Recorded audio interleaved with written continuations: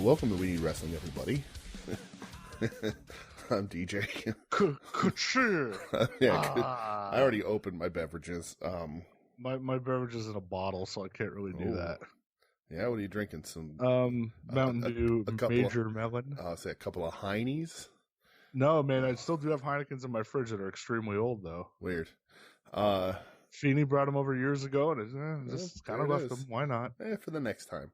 Yeah, exactly. As long as they stay cold, they should be good. I think Doug had one last time he was here. Weird. Doug didn't have to drink them all. Hi, Doug.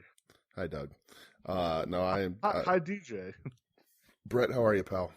I'm pretty good, man. I'm currently watching John Moxley beat up Juice Robinson for Mox's first New Japan match. And I forgot how crazy this match is, where he bites Juice's eyebrow and busts him open. Yes. And Moxley's wearing like the wrestling tights. Yeah.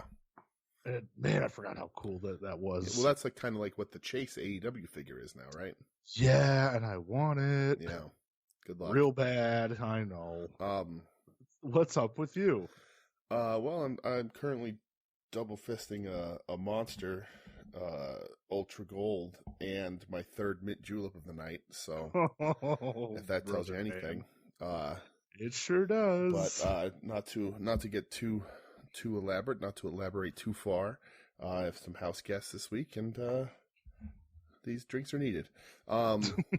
So that's why if you are a regular listener to We Need Wrestling, you'll know that this sounds a little different because we are doing it over Skype. If you are a new listener to We Need Wrestling, we don't usually sound like we're over Skype because we're usually not over Skype. Nope, usually not. I think the last time we did this was, I looked, it was the end of February. End of February, yes. So, we had a good run. We did. We did a good run. It was nice. Yeah, but it's just easier this way for sanity's sake. Starting later than normal, so if I fall asleep, I apologize. But again, there is a monster. I'm doing a sip of delicious mint julep, and then a sip of delicious Monster Energy. So, why don't we put the monster in the mint julep? Because it's pineapple flavor, and I don't know how much that would work. I mean, there's only one way to find out, right? That is. I ain't gonna do it. Not today. Boo. I'm not destroying a delicious mint julep for the sake of experimentation on air on a podcast. Sorry. But that being said, once again, welcome to We Need Wrestling. We're going to cover the week of wrestling that we watched. Me, just not too much. And again, house guest, so couldn't dedicate a ton of time. But I fit in what I felt was mandatory for us. And yeah, we'll see what we can do, and we're going to end up talking about Real Rumble, which I'm pretty sure is going to be the talk of the Soon-to-Be-Named Network for the entirety of this week. So I would think so, right? I would suggest listening to what's us, Final Wrestling Place, and At Odds, we'll all be covering this week. I think Final Wrestling Place already did. Maybe not. I don't know. Haven't really been listening to podcasts this week either. So, I've listened to a lot of podcasts this week. And we'll see if the stories line up. See if we all had the same experience. Hey, real quick, this is jumping ahead, but Adam just sent a DM. How far is Lafayette, New Jersey from your house? Oh, Jesus. Why? Because Sunday, August 7th from 12 to 3, Bret Hart's doing a meet and greet. Oh, yeah? Uh-huh. At what? At Pandora's Box. Oh, really? Lafayette, New Jersey? Uh-huh. Yeah, do you want the mileage or do you want the minutes? Oh, that scares me. That's far, isn't it? Just tell me what you want. What do you want? The mileage or the minutes? The minutes. 1 hour and 24 minutes. That's not that far. I could do that with my eyes closed, brother. Let's go meet Bret Hart. Dude, I'm going to spoil a bunch of stuff, but like, I have a ton of stuff that we can get signed. Oh, yeah? Yeah. Oh, and then you got Sunday, the July, elites in. Yeah. And plus I have other stuff. Sunday, July 17th to Major Pod Live. Oh, yeah? Mm-hmm. Interesting. You want to go? Oh, man, I don't know if I want to go to that. Well, we'll talk afterwards about this Bret Hart thing. Thank you, Adam. Oh, Jose Canseco. A Jose Canseco bat? Tell me, you didn't pay money for this. Oh, boy. Ryan Hurst, remember that guy? I sure do remember Ryan Hurst. The Opie, yeah. I cried when he got killed on Sons. Wardlow. That was a very emotional moment. Yeah. All right. Well, we'll talk about that afterwards, pal. Oh, Jerry Lawler, August 13th. Dude, that'd be good for you. Yeah. You can tell him how much you hate him. Absolutely. I would get removed from that building. I'd be like, can you please sign this Jerry the King Lawler action figure as Jerry Lawler, the most overrated professional wrestler to ever live, and or not good anywhere outside of Memphis, Jerry Lawler. Oh wow. But yeah, man, I'm in for Hitman. All right. At least for sure. Well, yeah, we'll have to see how much everything is, but right. I have stuff I can get signed. I have stuff you can get signed. We're good. We're good. We'd be set there. I appreciate that, but I know what I want signed by Hitman, and I will buy it if we buy tickets to this. So I have a very specific Hitman. We'll talk, pal. Okay, we'll talk. All right, we'll talk.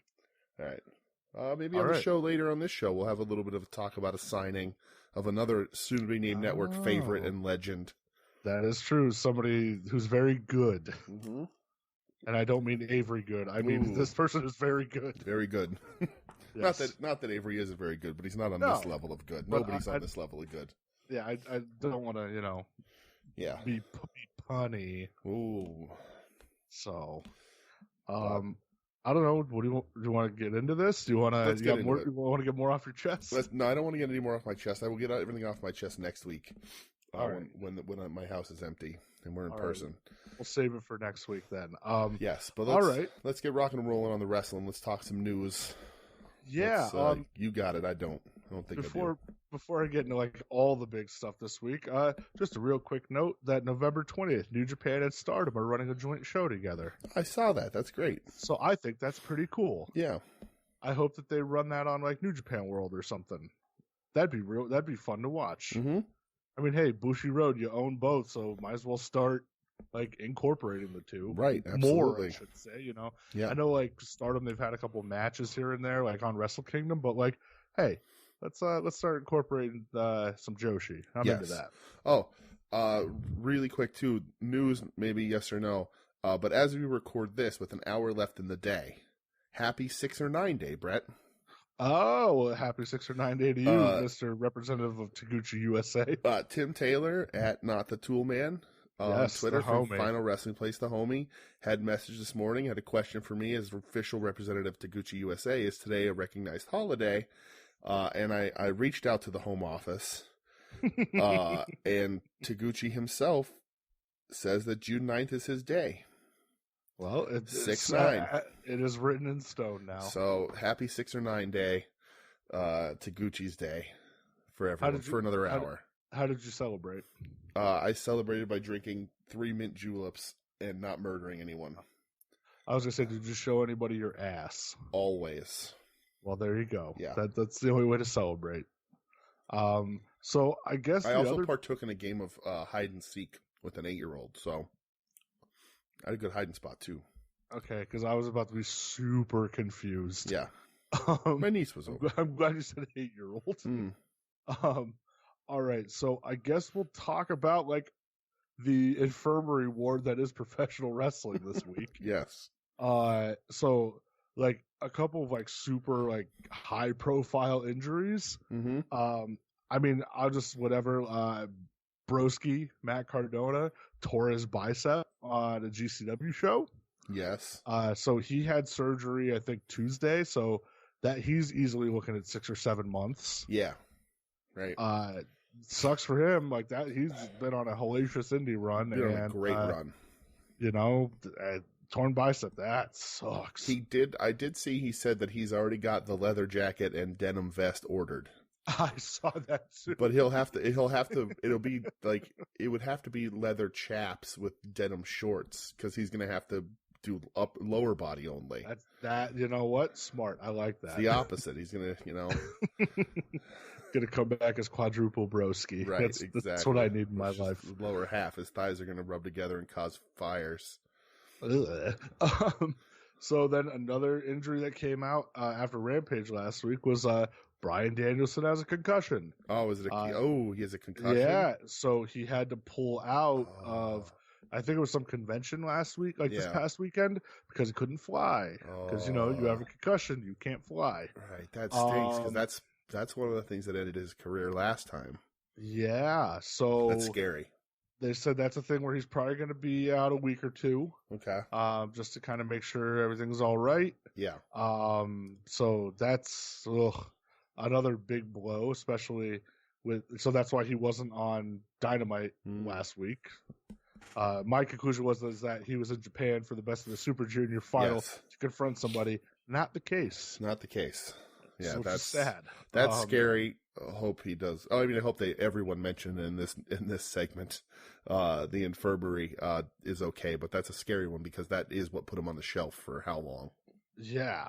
And then this past Friday night, Scorpio Sky.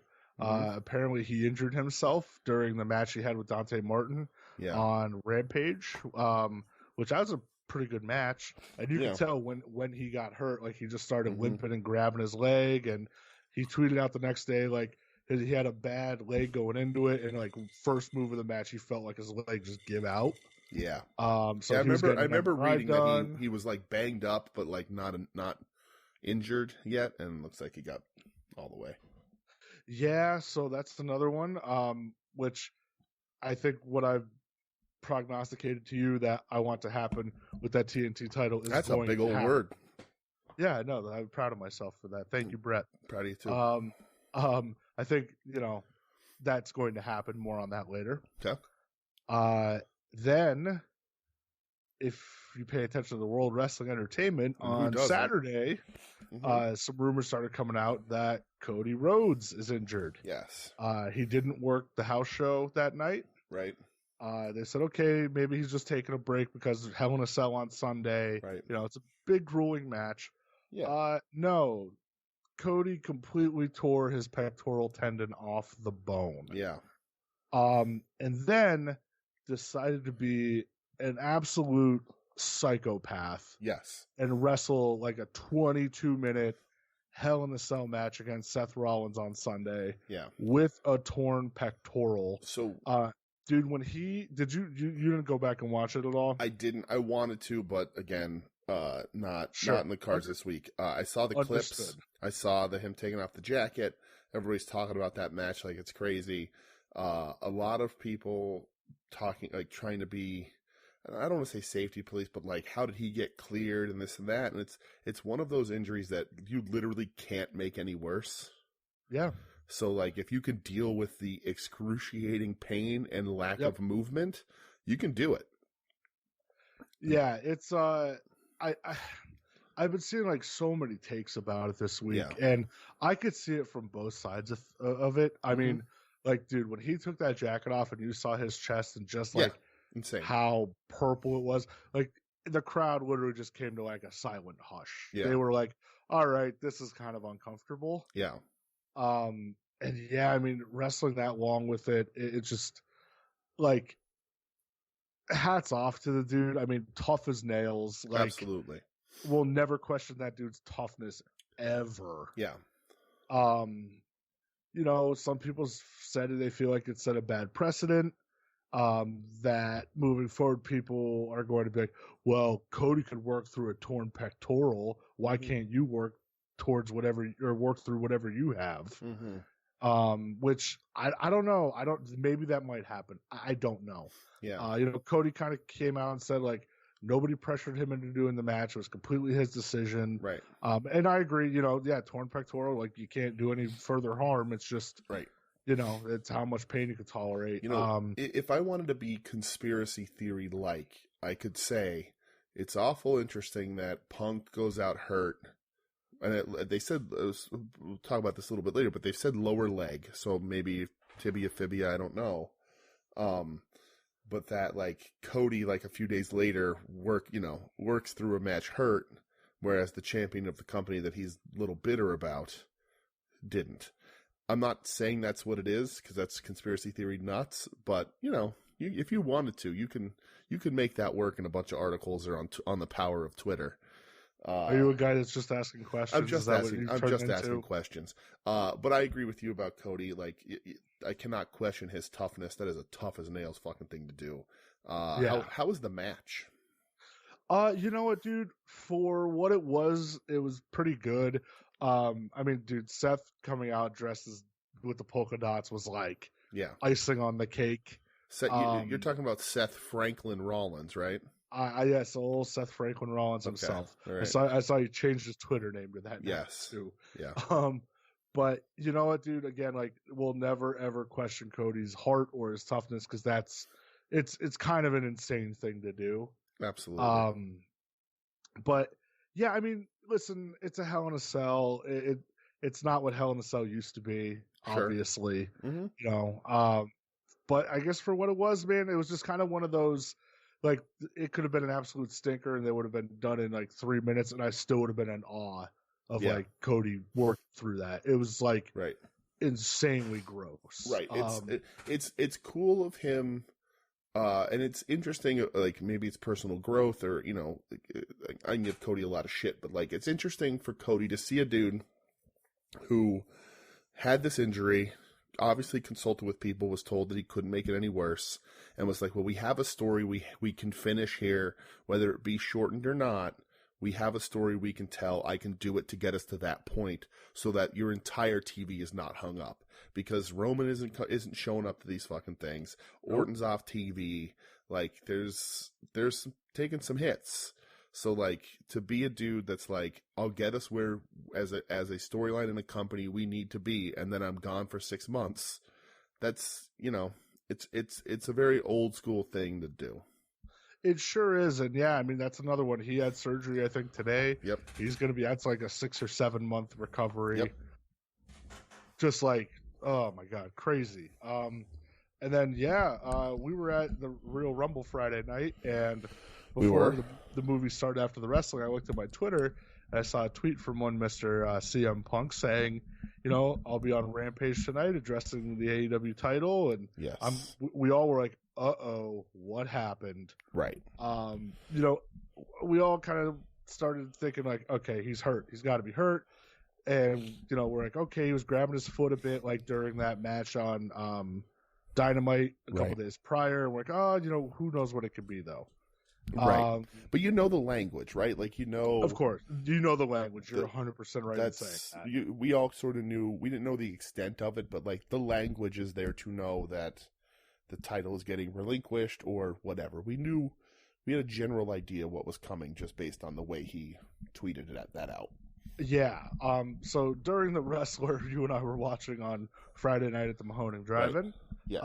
You pulled up on your phone and you go, well, we got to see what this is. Mm-hmm. And yeah, Punk came out and just, I ended up watching it yesterday. I caught up on Rampage before Dynamite, like just to watch it again. Right. And yeah, I think as Joe said the next day when we saw him, like you could tell that was a dude that was like crying all day. Yeah, absolutely. And you know, he just says like, hey, you know, I said I was going to wrestle till the wheels fall off, and well, not one of the the wheels aren't off, but one of them's broken. Right. So he had foot surgery today. He did. Yep, and that's another one where or maybe it was yesterday because they said like he already had it. He's, you know, going to be road to recovery. I don't know how long he'll be out for. You know, doesn't lose the title or anything like that.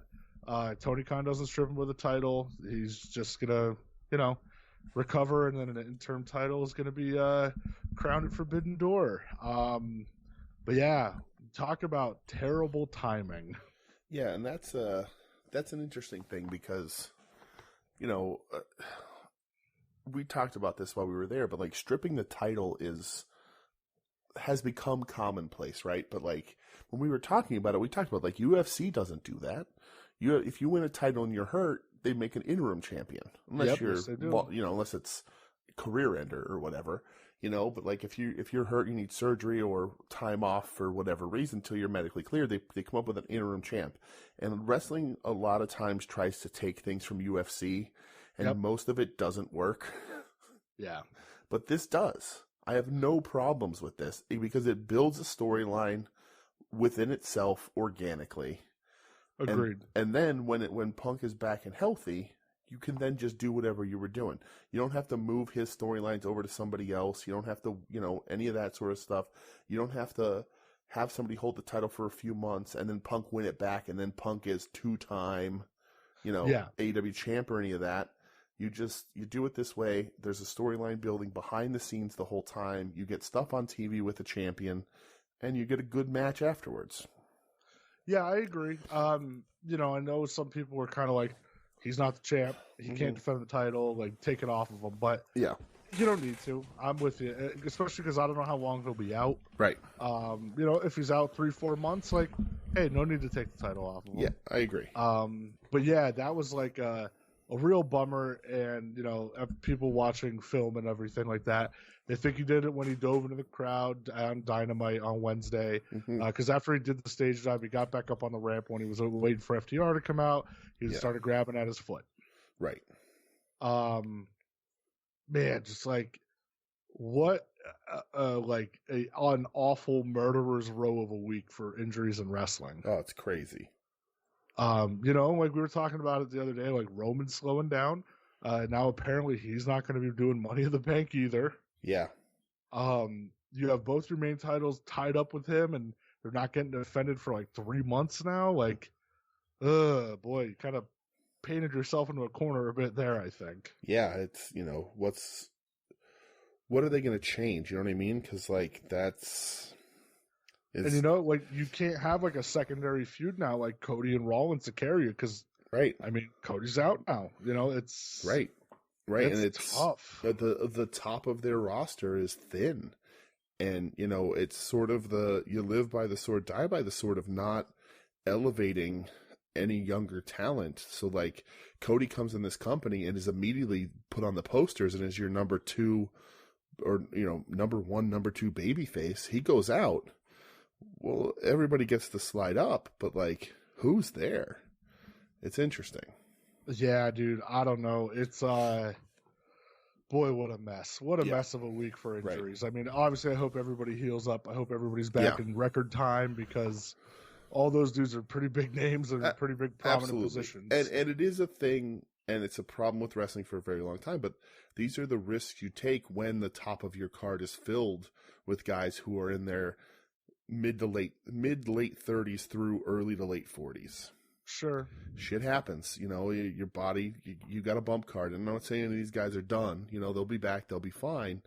But it starts happening. And like Cody's, I guess, happened while he was lifting, right? It was like a weight. It was so, and he was just training. Yeah, right. That's a crazy injury. So. Yeah. Oh man, what a wild week. But I don't have anything else news-wise. Do you have anything, or are you good? So I do have a thing which I could put, like, sort of when we talk about the episode, I guess. But let's talk about it here really quick. About the about AEW performance this week. Even though we're going to talk about AEW in a second, I just want to say that they were the number 1 show on cable this week. Did you see this? Yes, they were. Yep, I saw. Did you see this? Did you hear about this? Did you see this? Did you hear about this? I did, yes. Pretty cool, number 1 show on cable and satellite. I don't think they pulled a mill, but no, they didn't. But not competing against NBA or whatever else. And number one on cable. So that's, so look to Warner Media to pull them off air, because they're not performing well enough for them to be a viable entity for them to have on TV. Did you say not competing against NBA? Were they not? No, NBA was on last night. Really? Yeah. Oh. Wow. Yeah, Game 3 was last night. So they beat the game 3 of the finals. See, though, I think Game 3's not counted because Game 3's on broadcast now. It was on ABC. I get it. Okay, so then it's not counted. So technically they don't not. Factor that into cable. Yeah, then they are not competing for cable against. Exactly. Okay. Correct. Yeah. But still, it's great. Good for them. Oh, I agree with you, man. Good. NBA is stiff competition, and I think they pulled like 940,000 against the NBA finals. So, kudos to them. Yeah. I was listening to a lot of podcasts this week talking about wrestling ratings, so I was I'm a little in that world right now. Yeah, I was listening to Conrad and Bischoff talked about the one Nitro where Sting descended from the rafters and like pulled DDP up with him. Yeah. And like how that was like one of the highest rated Nitros. And then Eric Bischoff like turned around to be like a douche. He's like, challenging Tony Khan to come on the podcast, brother. Yeah. You got something to say about me? Oh, come on. Give the big man a call. And I'm like, oh, my God. Didn't he challenge him to a fight, like a match or something? No, but that reminded me when he wanted to fight Vince McMahon in the 90s. Yeah, right. Vinnie Mac would have killed him. Yeah, absolutely. Karate bitch. All right, well let's get into some wrestling. So I figure we'll wrap it up. Last Friday morning was the finals of the New Japan Best of the Super Juniors. Okay. So we'll put a bow on that for the end. All right. Just a couple things that happened. I only watched one match on the whole show. Me too. But a couple things that happened. Ace Austin officially joined Bullet Club. Crazy. Yep. That's a wild turn of events. For sure. Especially for like how popular he seemed to be during that first run. But him also joining Bullet Club makes me feel like there's a bit of an agreement in place for him to come back over. I would think so. So yeah, I saw the beatdown video with Alex Zane where Zane's like, "What's going on, man?" You know. Yeah, they kept calling it Bullshit Club. Yeah, right. And then they just beat the tar off of him, and El Phantasmo stole his socks. Yes. Yeah. So hey, good for him. I think he's found a nice little home there, and plus, yeah, you know, him being an Impact, the Bullet Club name, there's Bullet Club guys in Impact, so right. That'll always be a thing, you know. Yeah, it's you know, it's a good spot. He had like hours long autograph lines, and then they turn them, which is hilarious. But you know, getting a little, TNA Impact could get a little reverse NWO going on here, where they can have Bullet Club and then Bullet Club USA. Oh, there you go. You know, as opposed to NWO Japan. But who knows? But I think that's a good addition, man. Ace Austin looked really good. One of, if not the breakout star of the Best of Super Juniors. So yeah, I agree. I'm still mad at Impact Wrestling for that shenanigan they pulled back WrestleMania week, making me pay $15 for a show just to show it on free TV like 5 days later. Yes. No thanks. And then let's see. So what else happened on that show? Kenta finally came back. Right after injuring everything. Yeah, he was only out for like a good 6 months. But he's finally back. He didn't wrestle or anything, but he's aligned with Bullet Club still. Yes. And then, so Juice Robinson was scheduled to wrestle on the show. I'm sorry, who? Rock Hard Juice Robinson was scheduled. I'm not going to do the Luke Gallows Rock Hard. I'll blow my throat out. But he was scheduled to wrestle on the show, but he's in Japan, and I guess he came down with like appendicitis. Oh, geez. Yeah. To the point where I don't know if he's going to wrestle Sunday at Dominion, which would be a real bummer. Yeah, for sure. But the truthful rightful owner of the United States Championship came back, Sonata. Oh, he's good. back. He's back and healthy. He's back, ready to compete. He's back from a broken orbital. So I think they made it a 3-way at Dominion for the U.S. title, from what I read. Oh, good. Which, you know, more on that later. And then, yeah, the finals of the Best of the Super Juniors, Hiromu Takahashi versus El Desperado. We got ourselves a three-peat, ladies and gentlemen. Yes. Hiromu Takahashi beat El Desperado. Yes. Was the match awesome? Sure was. Absolutely was, yes. Do I like the decision? Not really. Yeah, so it's the 4th time Hiromu's won it, the 3rd time overall, or 3rd time in a row, which are both records. And we talked about this happening, the potential for this happening, saying that, like, how Japan is sort of into records. They like to set records for people who they feel deserve it. Sure. And listen, does Hiromu deserve it? Absolutely. Agreed. One of the best juniors of all time, I think. Right. But I think it does a bigger disservice to Desperado. Despy had a great run in the Best of Super Juniors. And I just think he, you know, just could have went to him and, you know, maybe not, I don't want to say past anything, because not that Hiromu's done, but like you could have elevated Despy up a little bit and you know, made another bigger star here. But, I agree. Yeah, I agree. And it seemed to be like the general consensus of the fans. Yeah. Well, and I think in this match, I think Desperado looked better in this match than Hiromu did. I agree. So, I agree with you 100%. Yeah. But that seemed to be like the general feeling was, hey, this is the first time Best of the Super Juniors has felt important in a couple years. Right. Why not go the route with Desperado? Yeah. Not that people are mad about Hiromu. It's more of a, hey, we kind of wanted to see Desperado with it, Right. And that's the thing. That's an important point of this is that, like, yeah, Best of Super Juniors feels special for the first time in a while. This is the most of a Best of Super Juniors I've ever watched. And yes, Wheeler Yuta has a lot to do with that. Yes, the way Ace Austin was performing has a lot to do with that. But also, I was really able to sort of appreciate and attach myself to El Desperado. Yep. And again, the match is excellent. That it's not like the end isn't like shucks, they this is what they did. It was just like okay. I mean, this is one I wouldn't have done, but I get it. I get where they're coming from. They want to put this puts Hiromu's name even further in the history books forever and ever. But can you get Despy back up to this level?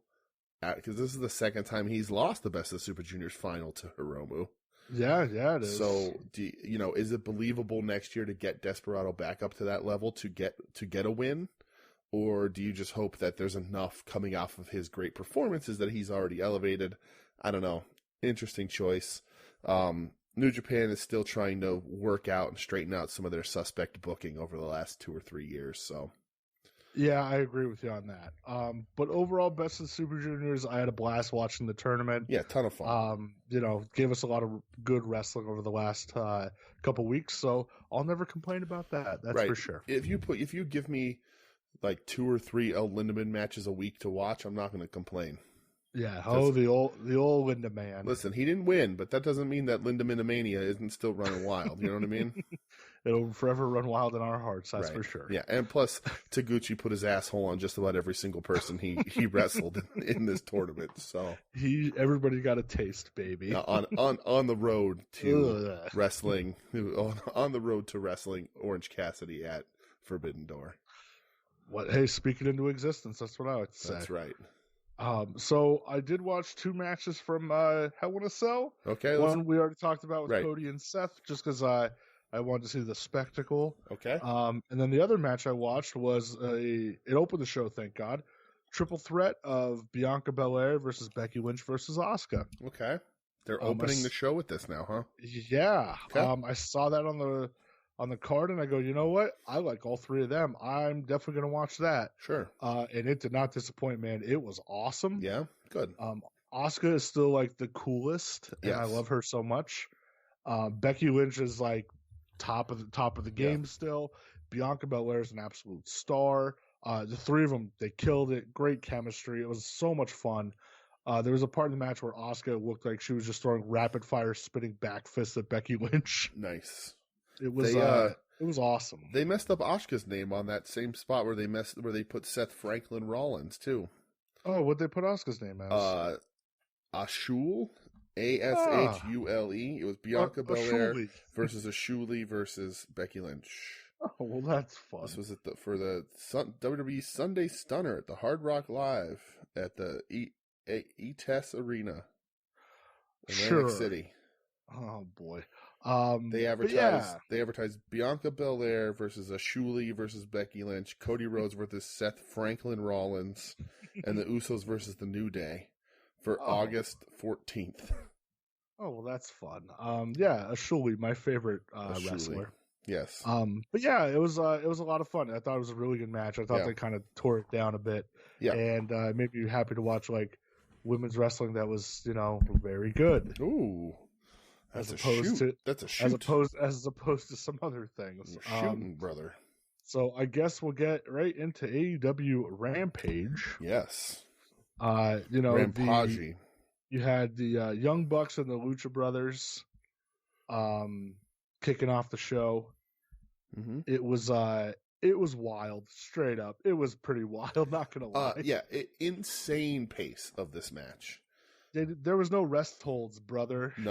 No, and like this is like I liked it. Like if you're gonna, this is the kind of thing like it's the I think moving too fast for the Bucks to get overly pretentious in their spots. So yeah, I dug this match. I thought this was good. Yeah, I did too. I was way into it. I liked the Penta pulling a page out of Ricky Morton's book with the assisted Canadian Destroyer. Because we all know Ricky Morton made that move famous. I thought you were going to say that Penta was pulling a page out of Ricky Morton's book by going home with a bunch of ladies from ringside that night. Jesus Christ. God bless you, Ricky Morton. Ages may vary. Oh boy, that's a shoot hoot. Then you had the Team Taz Squashola. Yeah, that was weird. The match literally ended while they were cutting their video package promo. Mm-hmm. I figured that got rushed for time just because they didn't know how long Punk was going to go. Right. That makes sense. So I figured it was just like, hey, get in, get out. Just, let it go. A minute, if that. But I'll always watch them beat people up. That makes me happy. Sure. Then you had the Punk announcement, which again sucks a lot. Right. I didn't rewatch it, but yeah, we watched it. The wrestler, in between the most unbelievable parts of the wrestler, that was when that fell. So yeah. If you've never seen The Wrestler, the most unbelievable part of the movie The Wrestler is when a group of men tell Marissa Tomei, a naked Marissa Tomei, that she's not good, essentially too old and not good looking enough for them to get a dance from her. I could understand that wrestling may not be on the up and up. Yeah. But you know what? Turning down Marissa Tomei, that's pure lunacy. Tell you what, Marissa Tomei puts me on the up and up. You know what I mean?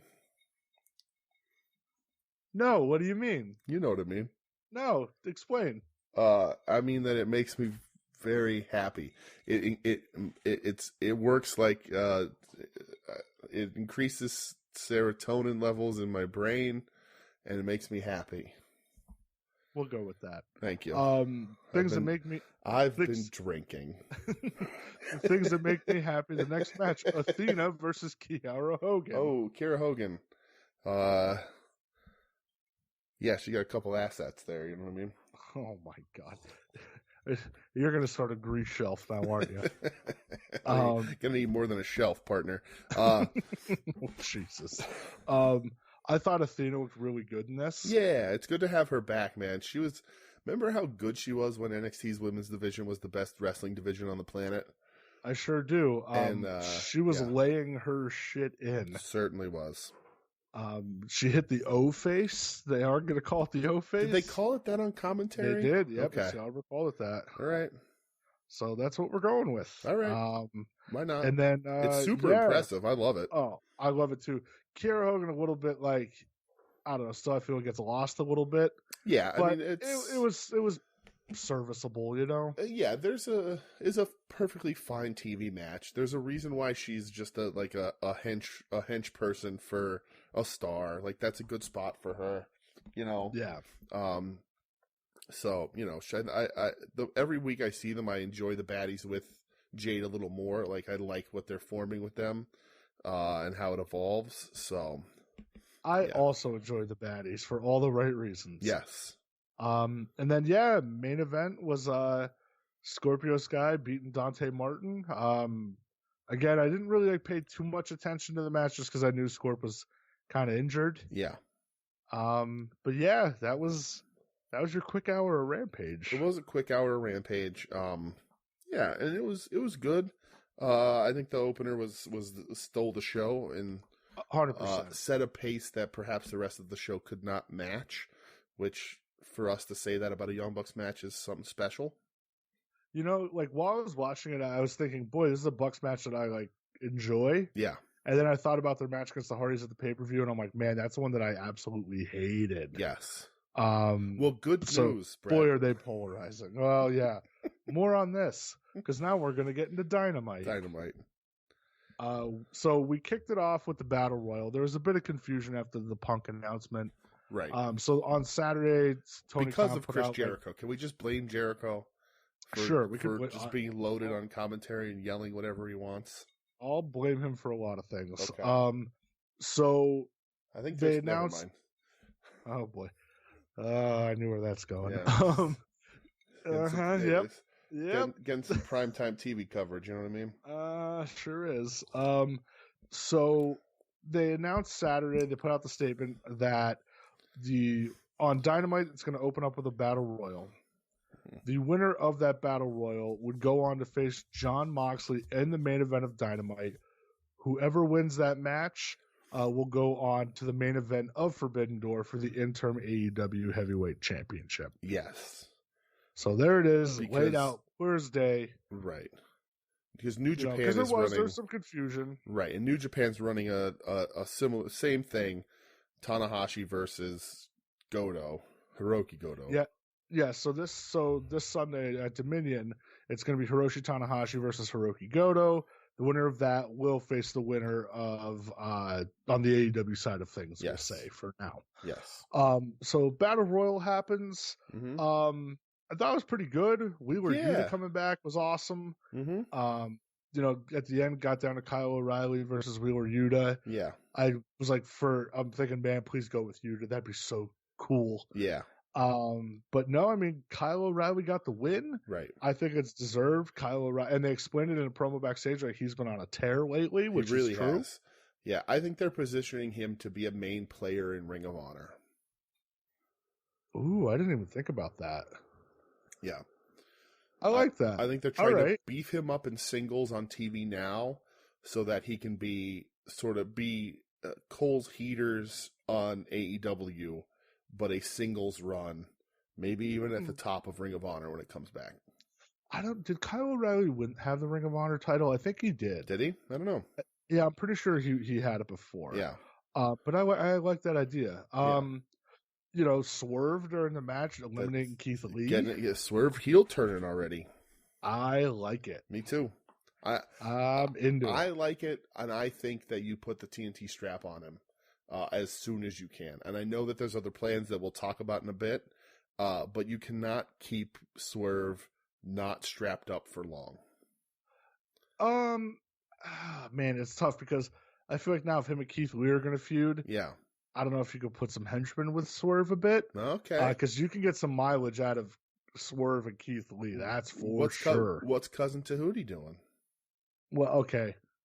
I'll take Cousin Tahuti. I won't take the Dollar King, though, okay? Okay. He can stay away from my television forever. He can keep taking nude pictures with his children-sized replica belts in Super 8 motels around the greater Atlantic City area, and Swerve and Tahuti can be on national TV every week. What a loser. So then after... Hold on. There's a couple other things in this battle royal that I really liked. Kingston is wildly over. Oh, well, yeah. And crazy. I know that everyone knows this, and I'm just repeating it every week, but it will never not be crazy to me because of seeing Eddie Kingston for as long as I've seen Eddie Kingston wrestle, and to hear an arena pop for him as much as they do. Yeah. I would say, number 3 babyface in the whole company right now? Particularly with Punk being hurt. Who's your top 3? All right. Now you're going to put me on that spot. Well, I mean, hey, we have to. Baby faces in the company right now. I think you go Moxley at number 1 because Danielson and Punk are out.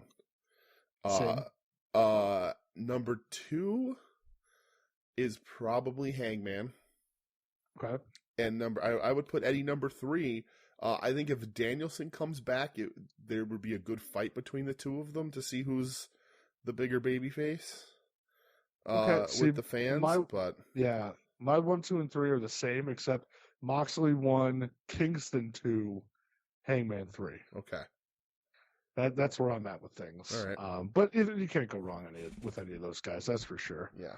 But yeah, Eddie, getting into it with the Jericho Appreciation Society right in the Battle Royal. Right.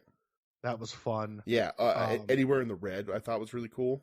Yeah, absolutely. And then also support for Kira Talley. Not that we'll get this now because of what happened, but I liked the Archer Keith Lee bit. I did too. I thought that was real good too. Yeah. I was like, oh, they're going to do Archer Keith Lee. That's good for a 1-off or 2-off for a couple of weeks, Yeah. But now, they ain't going to do that. No, certainly not. And also, Takeshita and Hobbs. laying them in.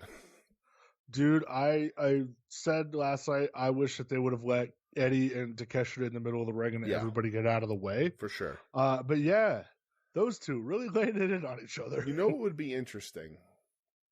And so I know Brian's out with a concussion, and I know Blood and Guts is coming up. Mm-hmm. But we also know online, and a lot of companies put a lot of weight into this, but we know that Eddie's been sort of hanging out with Takeshita behind the scenes, seems to be mentoring him a little bit. He gave him the 4 Pillars t-shirt. Nobody tell Mark Pickering. But it'd be interesting if Blood and Guts comes around and like Moxley's obligated, right? Sure. Santana and Ortiz are going to be there. Yep. But what if to boost the kid to like they need another person and boost this kid up who Eddie has a sort of a relationship online, and they put Takeshita into it? I don't think it's going to happen. I'm not saying this is some sort of wild prediction, but I think that would be really cool because that kid is going to be a fucking star. And also he's bigger than Hobbs, which is crazy. He is bigger than Hobbs. You're right. I'd be way into that. Yeah. That'd be, that'd be sick. Like just to elevate him up, like, yeah, even if he doesn't, he can get a couple stuff in and then get jumped by the, more experienced people and not do a ton of stuff. But you can, if you wanted to, I think you could slip him in there with the storyline of like, Danielson doesn't want to be a part of this because Eddie's unhinged. Mox is obligated. Santana and Ortiz are obligated. Well, who else is there? Oh, well, there's this young kid that has taken a liking to Eddie who also sort of wants to up his stock a little by beating up on Jericho a bit. I'd be into that. Yeah. All right. I like the way you think, sir. Thanks, pal. But yeah, Battle Royal overall, I thought was a lot of fun. Yeah, I thought it was really good. Andrade with the coolest low blow in the history of low blows. Yeah, it was a good time, though. Do you think, well, I mean, obviously they didn't know that this was happening, right? But do you think that anything that O'Reilly winning this, and I know I've proposed the Ring of Honor stuff, but do you think him winning this has anything to do with how him and Darby almost stole that pay-per-view? You know what? From what I was angled during the Owen Hart tournament, they said that they have big plans for O'Reilly. Okay. As they should. As they should. He's kind of putting cool guy Kyle in the ground here. Yeah.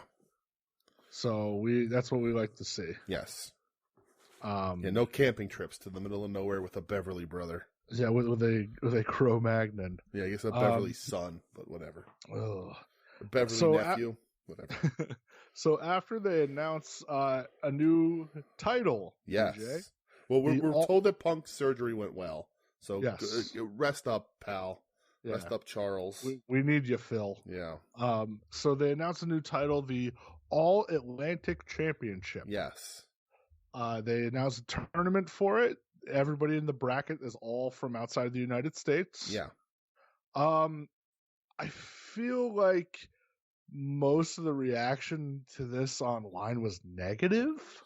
Yeah. I think it was because people were like, "Oh, here comes the trios titles." Right. I think this belt looks great. I do too. I will forever stand by the fact that they are not introducing trios titles until Kenny's ready to be back. No, Tony Khan has pretty much come out and said that right. at this point. And even when they started, I was like, "Oh, another title, okay." But I've been thinking about it, and you and I talked about it. And I see a lot of people ragging on it because it's the All Atlantic title and it has the Japanese flag on it. Sure. Whatever. I get it. Nitpick. Whatever. People, it's really in right now to make fun of Tony Khan for doing a bunch of blow and doing crazy shit. And listen, it's not that I haven't partook in that same ribbing, if you will. In the blow? No, definitely not in the blow. I'd be having a much better time if that was the case. But oh boy.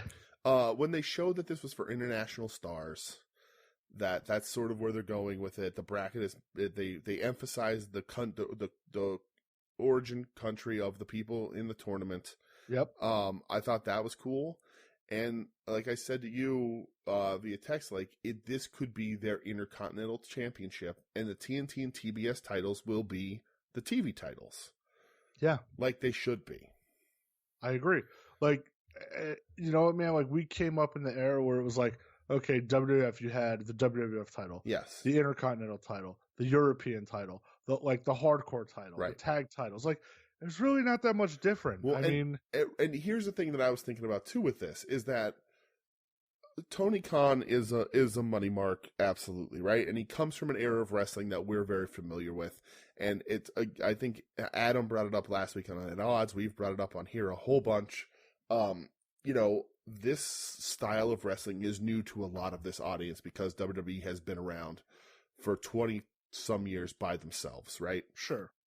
But back when we were younger growing up, what happened when you lost the Intercontinental title? You were put in line for a shot at the World Heavyweight title. Right. Have they done that with the TNT title at all? No. Which we will address later, because I thought somebody who said something about the title was very clear, and it made me very happy with one of the things he said. Right. But, like, if you want to say that the TNT title is supposed to be that Intercontinental title spot, they're not treating it the way the Intercontinental title was when it was at its best, right? The Intercontinental title is not as prestigious. That's like one of my, if not my favorite American title belt of all time. Sure. I love the IC belt, but when it meant something. The workers' title, right? Brother. It was the workers' title, and then you would do that, and then you would lose it, and you would get your shot in the main. It was the title that you got to prove that you could draw. Yeah. And the TNT belt just isn't that. It is treated, even without a IC type strap, the TNT title is treated like a TV title, which is fine. The TV title is awesome. Absolutely. The WCW television title have some of my favorite matches. You want to watch Ultimo Dragon wrestle William Regal over the TV title? You go right ahead and you will enjoy yourself like crazy. Yeah, I mean, like, look at that TV title. You had, like, Arn Anderson, Dustin Rhodes, William Regal, Ultimo Dragon, Dean Malenko. Like, that title meant something. You had Stunning Steve wrestling Ricky Steamboat for it. Exactly. That's a cool title. That is a true lower to mid card title, and the IC belt can go at the top. It can go to international talent, and you can also, if you wanted to, take that champion and send them to other promotions around the world to promote. They said on this episode of Dynamite that AEW is the #1 pro wrestling program in the United Kingdom. Yep. Yeah. Well, get your All Atlantic title holder and send them to Rev Pro for a week or two. Send them to another promotion in Europe. Send them to New Japan. Let's start treating it like that. Send them to Noah. You can also go that route. So you have the potential for a true old school one step before the main title championship, and or a title that you can actually treat internationally and help spread your talent and your name around the globe. I think there's a ton of potential. I think the belt looks fucking great. I do too. And I think Tony Khan in the past has said, like, we don't want to just throw a bunch of titles out and whatever. Shit changes. Thinking about it, like it. I do too, man. I like titles. I'm a belt mark. You can call me, I guess, but more titles the better. I think. I love wrestling for stakes, not just for wrestling's sake sometimes. So I'm about it. And you had the first match, Pac versus Buddy Matthews last night, which boy did those two tear the house down. And this is Buddy's singles debut in AEW. It sure is. Just crazy. Yeah, I mean, those two went nuts on each other. Yeah, this match was awesome. Kind of figured that was going to happen. You know? This match got a fuck yeah out of me, man. I love this. Yeah, man, I did too. Pac won, so Pac's moving on to the next round. Yeah. And they have announced for Rampage this Friday, Miro versus Ethan Page. Yeah, and that's cool. Canada, and I don't know, where Miro from? Bulgaria? Bulgaria, yep. So the other thing too is, and this is a complaint that I see about AEW a lot, and something that I've talked about, not as a complaint, but there's a lot of people in AEW right now that can have a title that doesn't, because there's the main one and there's the TNT one. Sure. For how over he is, it's weird that Darby doesn't have gold around his waist most of the time. Yeah. Miro that promo that Miro cut last week. Oh, for sure. I think Miro could probably, be the front runner to win this belt because he's coming in hot, But the Pac is another great example. There's a lot of guys in this company that could have the main belt, but you have to that's going to be locked up in storyline. Yeah. So I mean, so let's strap up some of these fan favorite guys. Yeah. So that you can start giving them a little bit of a push and a little bit of you can't have the main belt because we do like, as they should, a more long-term extended world championship booking. Sure. And this gives them that. This gives more for your Darby and whoever else who are probably a little beyond the TNT title for what the TNT title has become, because it's sort of settled, sadly, further down than it was introduced as. Yes, more on that in a little bit. But that gives that because some of these guys, it almost could seem like a backstep for them to get the TNT title when they're main eventing Dynamite's just not for the main belt. Yeah, I mean, you look at the guys that are in this tournament. You have Pac, Buddy Matthews, Miro, Ethan Page, Penta, Malachi Black, and then the fourth match is going to be two. They haven't announced the competitors yet, but they're both going to be from New Japan, right? And that's awesome. So I think that's a cool a cool little thing to have. There's a lot of big names there, Yeah. So I'm excited for it. And I thought Pac, Buddy Matthews killed it. Great match. Awesome. I was like, please run that back immediately. Yeah. Shocking that those two dudes would have a great fucking match. Yeah, right. Yeah. Who'd have thunk? Yeah. I'll tell you who didn't think, but whatever. Oh boy. So after this, Trent Beretta is in the ring. Oh, you're skipping the Kingston promo, brother. Oh yeah. I thought it was like, all right, I love it at Kingston. Okay. But 2 weeks in a row, we have people be like, don't count me down. Yeah. I'm like, oh, all right. It could have been anybody doing it. I would have been like, oh, all right. At least Kingston's is believable. But it sets up Kingston versus Jake Hager, where Hager's going to take a big old L on a rampage. Yeah, you're not saying it right. It's Jake Hager. Yeah, hopefully Kingston gives him the old squash hole. Yeah, please. I hope so. So then after that is Trent in the ring, talking about Roppongi Vice and how it felt good to be back together and how they never lost the match to FTR. To which FTR comes out and said, "You know what? You're right. You have rights to a rematch. Yeah, we know Rocky's not here, and thanks to Will Ospreay's little bitch boys in the United Empire, you didn't win, and that's not fair to you." Interesting enough, when on commentary they said or maybe he said it in the thing, or on commentary they said it, but there's Trent's partners in Japan, and I got real excited, and I was like, wait, what? Why is Chucky T in Japan? I'm like, is Chucky T showing up at Dominion to challenge someone for Forbidden Door? This is going to be awesome. Is Chucky T going to be hanging out with his best friend Okada again? And then I was like, oh, Rocky, because Rocky still has administrative duties. Yeah, yes, he does. There. Yeah, so, I was sad because they're he was like, oh, it's National Best Friends Day, and none of my best friends are here. Yeah. Which I thought was like, oh, is this going to be a weird Trent heel turn? Maybe OC and Chucky T are in Japan to challenge. God, I hope so. OC wants to go to Dominion to challenge Taguchi, and he just wanted to make sure that he doesn't get a butthole on him yet. So he brought Chucky T with him. Good backup. I like that. Yeah. But yeah, then all of a sudden, music hits, the New Japan symbol, and out comes Will Ospreay. Yes. Oh me, oh my. I know Ospreay's a very polarizing figure to a lot of people. Sure. I, for one, I like Will Ospreay. Mm-hmm. He's kind of jaw-jacking with the guys in the ring. And then all of a sudden, other members of the United Empire appear. It was Aaron Henare and Aussie Open. Yes. And they start beating down FTR and Trent. Aussie Open hits their finisher. Will Ospreay comes into the ring, throws on the elbow pad, and just murdered Trent with the hidden blade. Yes, murders him. United Empire, we out here, baby. Dude, Aussie Open looked good. And I guess our hero and personal best friend, not really, Great O'Khan is back in Japan. Yes, well, I saw an interview this week with Tanahashi talking about the Great-O-Khan. Okay. And he goes, Great-O-Khan, he's got everything for this generation and what this generation wants. Okay.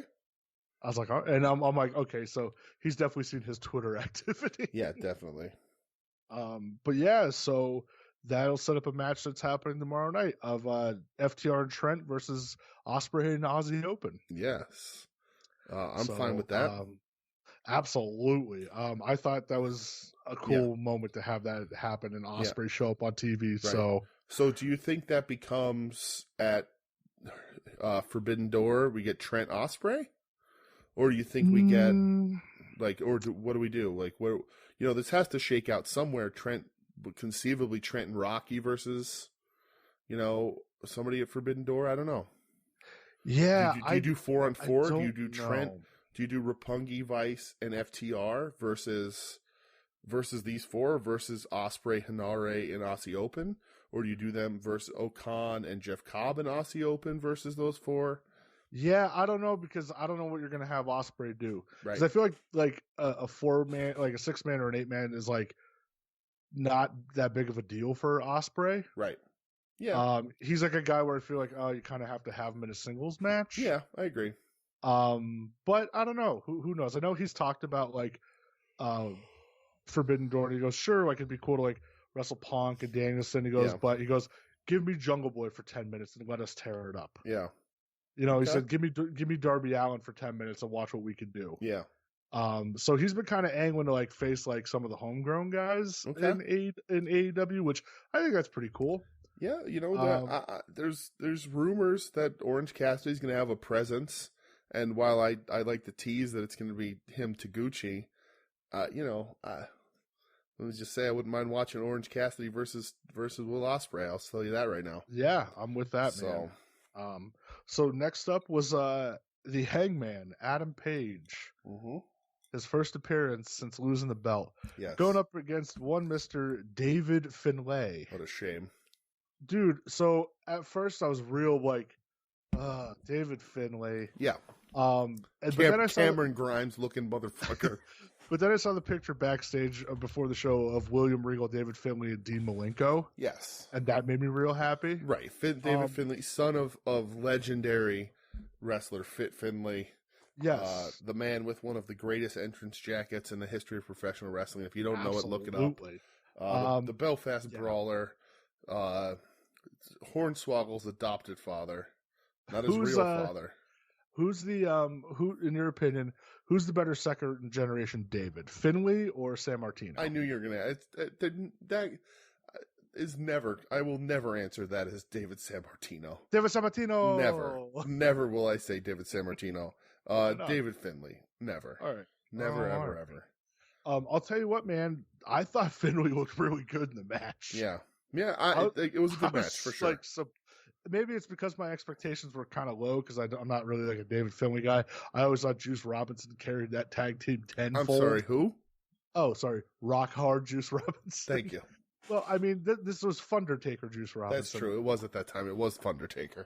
I'm actually currently on my television watching Juice Robinson versus John Moxley from Wrestle Kingdom 14, I believe. Okay, so the rematch or whatever it was. Yeah, this was when they did the 2-nighter, and after this match, Suzuki comes out to challenge Mox. Right. I remember watching this live at your house at like 4 a.m. with Chuck. That was a good time. That was a good time. But yeah, I thought the match was like pretty good. Yeah, it was good for sure. I thought Finlay held his own. I thought Hangman looked great. Yeah. So like up until this point, I was like, man, like the wrestling on this show has been like really good. Yeah, absolutely. So afterwards, Hangman says, it doesn't look like I'm getting a shot at the AEW title anytime soon. That doesn't mean I can't challenge for a world title. Says he wants the IWGP title. Mm-hmm. Calls out Okada. Yeah. To which, it's crazy. Like, okay, Cuckoo here we beans. go. Yeah. And then Adam Cole quickly tries to cut it off and be like, no, you don't get to call your shots around here anymore. To which, I did like what Adam Cole said. He goes, plus, who even knows if Okada's going to be the champion by a Forbidden Door? He's got to wrestle Jay White on Sunday. Right. And I was like, good. I like that because it's an automatic foregone conclusion when you just challenge one guy. What Hangman should have said is whoever the champ is after Sunday, I want them at Forbidden Door for that title. Right. not just like boom Okada. Like, no, come on, man. But it is more of an impact for him to say Okada because, sure, but like people might know that name more than they know who's the current IWGP champion. But like he could have said like whoever wins between Kazuchika Okada and Switchblade Jay White. Don't just I don't know. It's just I'm nitpicky, but yeah, I get it. I have a feeling it's going to turn in to Okada and Hangman versus Cole and Switchblade at Forbidden Door. Oh, that is true because Cole did say on commentary, he's like, yeah, I still got some friends over there in the Bullet Club. Uh-huh. Interesting. That's cool. We've armchair booked Okada 1.5 million ways on this show. Okada versus just about anybody, you're guaranteed a good match. Sure. Him Hangman, I did not see coming, but as soon as he said it, I was like, oh, okay, I'm 100% here for this. But New Japan does like to book Okada in tag matches when it's not on their big shows. Yes. And that's fine. And it works, and Okada still gets his shit in, and he still looks great, and he's still, arguably the greatest wrestler of New Japan of the last 15 years. So yeah, I mean that you could have that image like of Okada and Hangman celebrating at the end, right? Yeah, and you could have that image of Hangman staring at the belt, right? Just to kind of like plant that seed because I know Tanahashi already came out this week and said, sorry about like Punk and everything. He goes, let's see if you're ready on January 4th for Wrestle Kingdom, right? Which would be amazing. Like you could run that over there. You could run Okada versus Hangman at Wrestle Kingdom. You also get a little bit of like a therapeutic win for Hangman because he was never respected in the Bullet Club. So exactly. Yeah. So that's where I feel like they're going. Yeah, that would be cool. So next up I have the Wardlow promo. Yes. Wardlow saying, hey, Punk, heal up.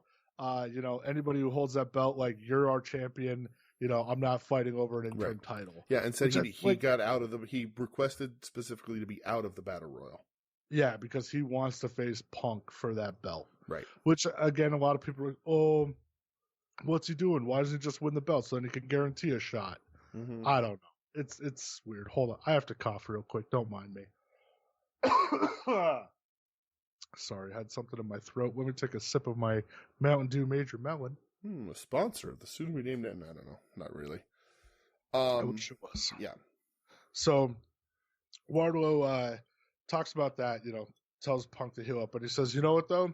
He goes, I do have my eyes on another championship in this company, a championship that used to mean something and was held by people who, I hold in high regard, and they held this title with pride. And he goes, says he wants that TNT title, which you and I talked about it. Yeah. I think it was Saturday we were talking about it. I said, if Sky's hurt, have Wardlow come out, boom, power bomb, 1, 2, 3, new champ. It's the right move. All you need to do. Yeah. It's the right move. And he even sort of says like, heal up because I want you at full strength too or whatever. But I think you can work it where Scorp is like, this guy's nothing. I can beat him on one leg and then squished. Yeah, it could kind of be like, oh, Wardlow, you've just been beating up security guards. Like, I'm the real deal. And then just boom, right. But it is a sad state. Like, and again, it's not anything they can control. But both of their singles titles are on injured men right now. That sucks. It sucks. It's a hard thing to have to deal with. You can't do anything about it. Right. And the going interim title for the world title in a tournament sort of style to find an interim champ, the right move for the TNT belt is to move it on to somebody else. And Scorp already had his time with it. Where else are you going to work him into this thing? Him and Sammy killed this belt even a little bit further. Give Scorp a action figure with his custom belt. Let Wardlow win it. Let Wardlow win it. It's green, maybe with like an open knife wound in it or something. Wardlow with the TNT strap is the right move. It makes all the sense in the world. So they need to make it happen. Yes. So then you have the little promo with the Bucks talking backstage. You skipped Marky. Oh, yeah, that's right. Marky's like, oh, you ripped up documents on television. So if you don't want to pay in a quarter while, you're going to have to pay by facing 20 security guards next week. Right. So are you not sports entertained? Just popped into my brain here, literally just right now. What if Wardlow faces the 20 guys, right? And obviously he's going to kick the shit out of all of them, right? But what if he beats those 20 guys, but it's, it takes a bit, and that's after that is when Scorp comes out and is like, I'm still hurt, but if you want this title, you got to take it from me right now. And you're like, oh shit, hurt Scorp versus Wardlow, who, even though they're just security guy jobbers, he's tired. He's tired. He still had to beat up 20 of them. Maybe one or two of them were big enough to get a little bit of an advantage. Yeah. And if not, he just delivered conservatively 60 power bombs. Scorp comes out thinking he has the advantage, and Wardlow just squashes him too. I can get into that. Yeah, let's do that. That ends the Marky thing with that and moves on, and then gives Wardlow a belt. Wardlow does an open challenge or whatever, and he starts wrestling some matches. Or he does an open challenge and just keeps squashing nobodies until whatever. Till somebody comes along to actually give him a fight. Yes. So next I have then was the Bucks. Yeah. Doing their little interview. The Hardys walk in and they're like, you shouldn't leave your door open. We beat you. And then Jurassic Express with Christian walks in, and again they're like, oh, shouldn't leave your door open because we're the champs. And next week we're getting a 3-way ladder match for the tag titles. Cool. We're getting another segment where the tag champs are the third wheel. Yeah. We talked about this with Joe. I think Joe talked about it on At Odds. We talked about it in person when we were watching. We talked about it on this show.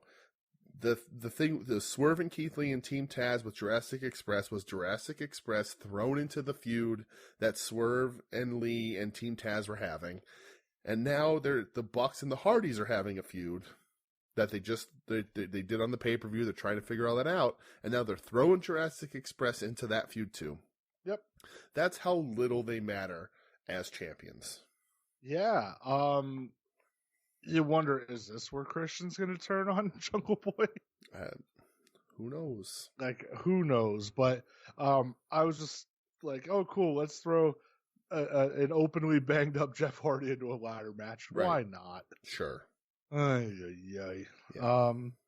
So next up, I have the women's championship match. Yes.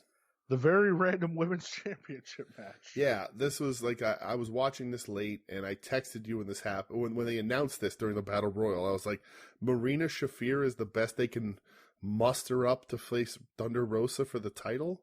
Yeah. And a lot of people were giving AEW shit this week for their ranking systems. And from the beginning, I've called this out as problematic because eventually there's going to come a point where you're backed into a corner and you got to fudge some numbers and move some bodies around that does not make sense in a ranking system. Sure. And they got called out on that with Moxley. Yes. Because of people had going on, 10, 12 match winning streaks on Dark, which are supposed to count, but then Tony Khan's excuses, significance. Well, who decides the significance and what level of significance outweighs how many matches in a winning streak, all that sort of shit. And it's just the flaw in a system of having a ranking system in something that isn't real. And this is also sort of one of those. How the fuck did Marina Shafir earn a title shot? Yep. And the thing is, if there wasn't a ranking system, then it doesn't fucking matter. No. People get title shots all the time. But because there's a ranking system, this doesn't make any fucking sense. Yeah, it's weird. I think the last 2 televised Marina Shafir matches were both title matches. Yeah. So yeah, you have this match. I described it as them awkwardly knocking the shit out of each other. Yeah. It wasn't terrible. It was better than I thought it was going to be, but it still wasn't good. Yeah, I agree. It's just one of those the ending's never in doubt. Right, the crowd doesn't care. No, it's your typical 9:30. Right, women's match. Marina Shafir's shoot style doesn't work here. Yeah. It doesn't work on TV. It doesn't work with this audience. Maybe it would if she was better at it. I think the problem is a horrible name for her because she cuts the promo and she's like, try and solve me. I'm the problem. I'm like, no. When you get in that ring, you're a problem. And the problem is I can't get to my remote fast enough. Ting. It doesn't work, but this match serves a different purpose. Yeah, Thunder Rosa is celebrating afterwards. Marina Shafir starts laying her out and puts her in like a weird leg lock. And Toni Storm makes the save. Yes. And when Toni Storm makes the save, Toni Storm kind of picks up the title, looks at it, hands it over to Thunder Rosa. Yes. So I guess we're getting face versus face, and I do mean the face. The face. Of AEW. Yeah. For the women's title next, I guess. Listen, I know sure. We've discussed these things. We've talked about face versus heel and face versus face and what works and what builds and what not. I'm just happy that Thunder Rosa is getting an opponent where they can go all out. Like this is Rosa's has not been given a very good deck to play with this women's title so far. Yeah. Some hiccups. Her and Deep match at the pay-per-view was good. But the lead up is rough. Very rough. Everything in between is rough to bad to worse to drizzlings. Yeah. Yeah. But this is okay, and reports of Rosa being behind the scenes upset but not willing to talk about it. And if that's true, it's true. If it's not, it's not. Can't believe any of that shit. Yeah. But if Rosa and Toni Storm don't get in that ring and have a fucking banger, then it's irreparable. Agreed. 100% agreed. Then it's definitely time to figure out who's next and move on. Yeah, which is sad because Rosa's super over. Right, and Rosa is good. But she's finally getting an opponent that she should have a banger with. 100%. So, I agree 100%. So let's see. Main event time. You're skipping one of my favorite parts of this show, sir. What was it? Big Stoke referencing Keith Sweat in a promo. Oh, yes, he sure did. Oh, Big Stoke. And Kristen Highlander. Yes. The girl with the big head from another planet or whatever he calls her. That's what it was. Yeah. Kristen Highlander. Yeah. Interesting. Hey, whatever. Hey, man, I'll take a Keith Sweat reference. You're right about that. Right. Who am I to skip over Hot Goldberg? Right, exactly. I just want to bring that apologies. out. And listen, I'll tell you what, and I've said it before, legit, big fan of Jade. When she comes on TV, I'm interested. I like the little cut the shit Tony. Like, she's every week you can see her grow and find herself. She's going to learn.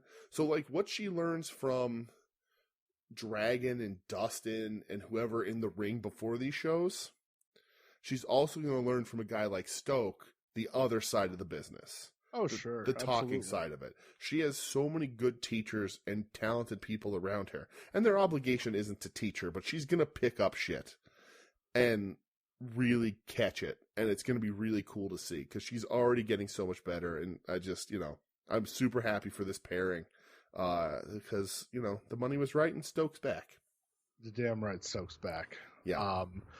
Main event time. Yes. Moxley versus Kyle O'Reilly for the winner going on to Forbidden Door to fight for the interim AEW title. Indeed. This match was so good, man. Awesome. Yeah. I loved the Mox going for the gotch.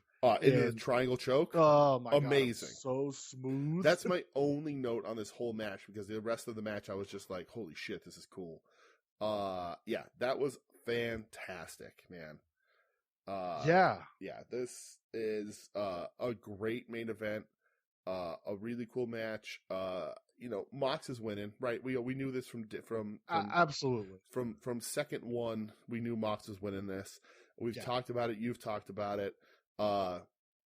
Mox getting the interim title and getting to have a belt for a little while on TV in front of a crowd because he was champ through pandemic and helped and did great, but he hasn't had that full arenas, loud arenas, being able to put a belt up over his head.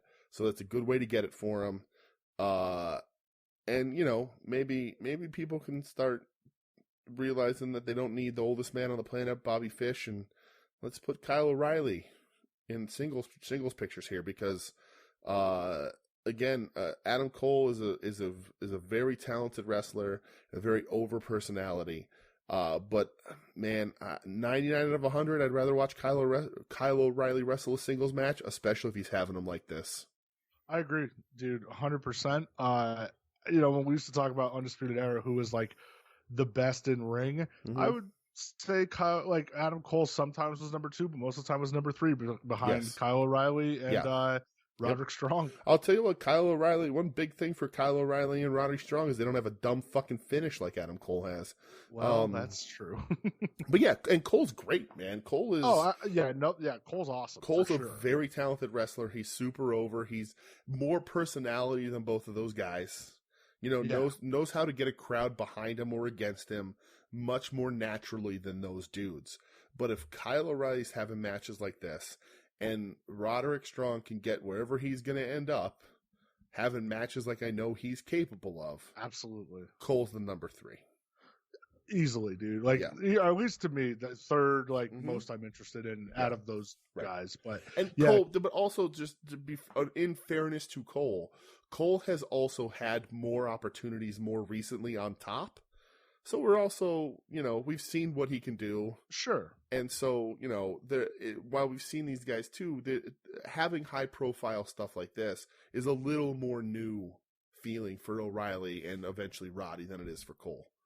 Yeah, because I still feel like O'Reilly was robbed of that singles, like that really top singles run in NXT when he was having those like banger matches against Finn Balor. Yeah, and then they sent him camping. Then it became Cool Guy Kyle. Cool Kyle.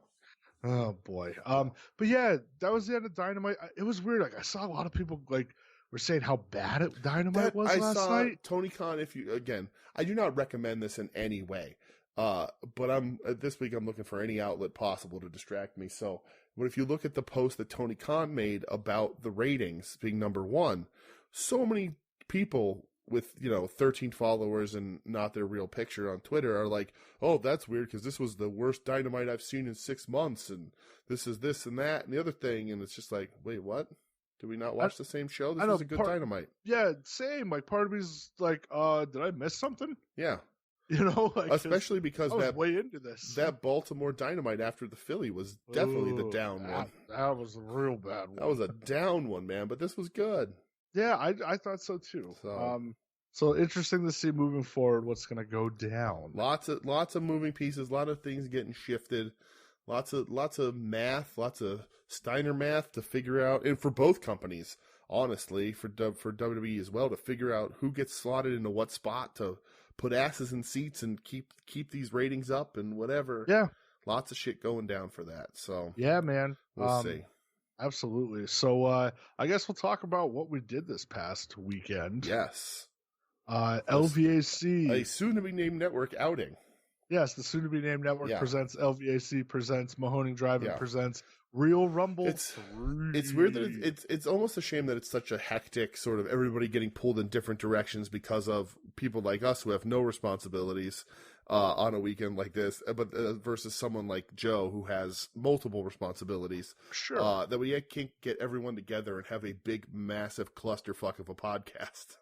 Oh man, we should do that. A 6-person that'd be so cool. round table podcast about the Mahoning Real Rumble.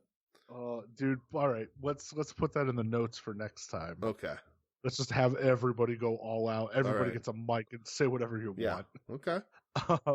So yeah, Friday we went down to the Mahoning. Unfortunately, brother Doug sat out Friday, a little under the weather, but right. Friday, I'm trying to remember what happened Friday other than gummy board main eventing. I got the matches here, pal. Okay. First match was the Cannonball Brothers, Jeff and Kit Cannonball. Yes, the old Cannonballs. Versus Pancakes. And as far as I'm concerned, Mahoning, Lehigh, Pennsylvania, new legend, Ron Voyage. Ron Voyage. I forgot about Ron Voyage. He was the guy when we pulled in and he like pulled in after us. I'm like, boy, is he a worker? Because he showed up pretty late. Right. I think he was a replacement because Puff was supposed to be in this match. Yes. And Puff not there for undisclosed reasons. But yeah, so I don't have anything necessarily about the matches. But we're both big Jeff Cannonball fans. Dude's looking good. And we saw Pancakes last time, and Ron Voyage, wrestles barefoot, kept trying to put his feet on people. Oh, Ron Voyage. And we learned that Jeff Cannonball does not like feet. No, he's not a foot guy. Yeah. Yeah, so at this point, like, we showed up, and we were pretty much like, hey, what up, Tim? Right. What up, Adam? And we got to hang out. Joe came over, and we got to watch Bacabella just sell gimmicks left and right. That's more important than the matches here. That's a fact. The Sidney Bacabella at the merch table. And I listened last week to At Odds, and that when somebody described, I think it was Joe, described Sidney Bacabella as Gary Hart in a wig, and it could not be more correct. Big fact. He is just running a Gary Hart gimmick, and it's perfect. Yeah. He is sitting at his merch table, and he's got the Macho Man sunglasses shirt, or if you're of a certain disposition, the Larry Sweeney Sweet and Sour sunglasses shirt. Sure. With Sidney Bacabella on it. And anybody who walks by, he is calling them out by the most simplest description, but mostly by what they're wearing. Hey, black hat. Hey, red shirt. Whatever. Getting them over to the table, correctly guessing their shirt size. He's a master of his craft. That's and for sure. Then roping them into buying one of his T-shirts for $20. He's a legend. And it goes like a... I love just standing there watching. Yeah. Hey, you red hat. What are you, a medium? He's like, yeah, I'm a medium. Good. I got mediums. $20. Hey, at that point, you got to go, all right, I guess. And the most important thing of the night, which is revealed to us when the matches start, is that he sold the guy a T-shirt for his dog. Oh, yeah, that's right. Because he was like, what size T-shirt does... The guy's like, I have enough T-shirts and I want one. He's like, what size T-shirt does your dog wear? Yeah, he got the dog. And he got the dog in the Sidney Bacabella T-shirt. Rightfully so. A master of his craft. If I was an up-and-coming wrestler, if I was an old hat wrestler, I would position myself next to Sidney Bacabella and just sit under the learning tree for many things. Yeah. Well, for everything, really. But one of the main things is how to push your merch, man. Yeah, how to learn to get kicked out of the WWF Hall of Fame. Twice. Two times. Two times. Vince Jr. still owes him $750. Oh, God. And I think also the interesting thing about Bacabella is I think he also gets people over to the merch booth, so everybody does better when he's there. Yeah, because he gets people engaged. He got me last year, that's right, for sure. Gets their wallets open, and then the spending happens for everybody. So Bacabella is a very interesting creature and a hell of a guy to watch at these shows, and also very good that we're associated in some way loosely with Joe so that we don't get the hustle. Hey, I still got the hustle last year. I got. That's true. You got. I think that poster's still in my backseat. But yeah, so that was hilarious. Sidney Bacabella is the fucking man. Are we gonna address the first part of Arbys Gate? Oh shit! All right, we'll address it here. I did say tell Arbys we were gonna call them out, didn't I? Yeah. So this was night one. Figured we'll get some Arbys beforehand. We have a tradition, we go to the Mahoning all the time. We tend to stop at the Taco Bell. Taco Bell and Arbys share a building in beautiful Lehigh, Pennsylvania. And we were like, it's just me and Brett rolling down. So everybody in the car enjoys a good Arbys. So we're like, we're gonna go to Arbys, mix it up a little bit. Yeah, get us some roast beef sandwiches. Sure. Roll into Arbys. We order our food. Get the beef and cheddar. You get the roast beef and their new chicken contraption. And I don't even think of it, right? I don't even think to mention, hey, give me the horsey and the Arbys sauces. I figure I'm ordering a roast beef sandwich. You're ordering a roast beef sandwich. It's a foregone conclusion. They get tossed in the bag because, listen, this ain't my first rodeo. This Arbys been there for a while. They know how it works. You just load the bag up with the sauces. So we don't even check. We just roll. Because trying to get there for 5 for doors, we can get a good spot, see some people. We're looking forward to seeing everybody. We rolled a Mahoning, open up the bag, no sauces. We're eating dry. Not a single sauce to be found. There's not a single sauce in the house. And I'll tell you what, I'll say this right here. I ain't driving my regular car. I had a bit of a car mishap this past week, and I'm gonna be without Foxy for a bit. And my one of the things in my center console of my car is it's full of Arbys sauces, horsey sauces, and Taco Bell fire sauces for an incident just like this one, so that I'm prepared. And I stay strapped. And I am not in my car. Still not. I was driving a strange loner, so I didn't have my sauces. Because I had the opportunity to grab the sauces, and I'm not taking the blame for this because Arbys should know better. But Agreed. But I didn't grab my sauces out of my car because I was like, they can stay there. That's the stockpile. Nobody's going to touch them. I'm not going to need them. And Arbys proved me wrong. Yeah, what happened? Arbys proved me wrong. Because I'll tell you what, the second night, what did we do, Brett? Well, you know what? It's the first time I've ever eaten a dry Arbys roast beef sandwich, and I would not recommend that to anyone. Right. It's still fine. Not a fan. No, it's not. No? Ooh, mine at least has cheese on it. Yeah, mine, nope. Bread, beef. Not too good. Bread and beef, that's our tag team.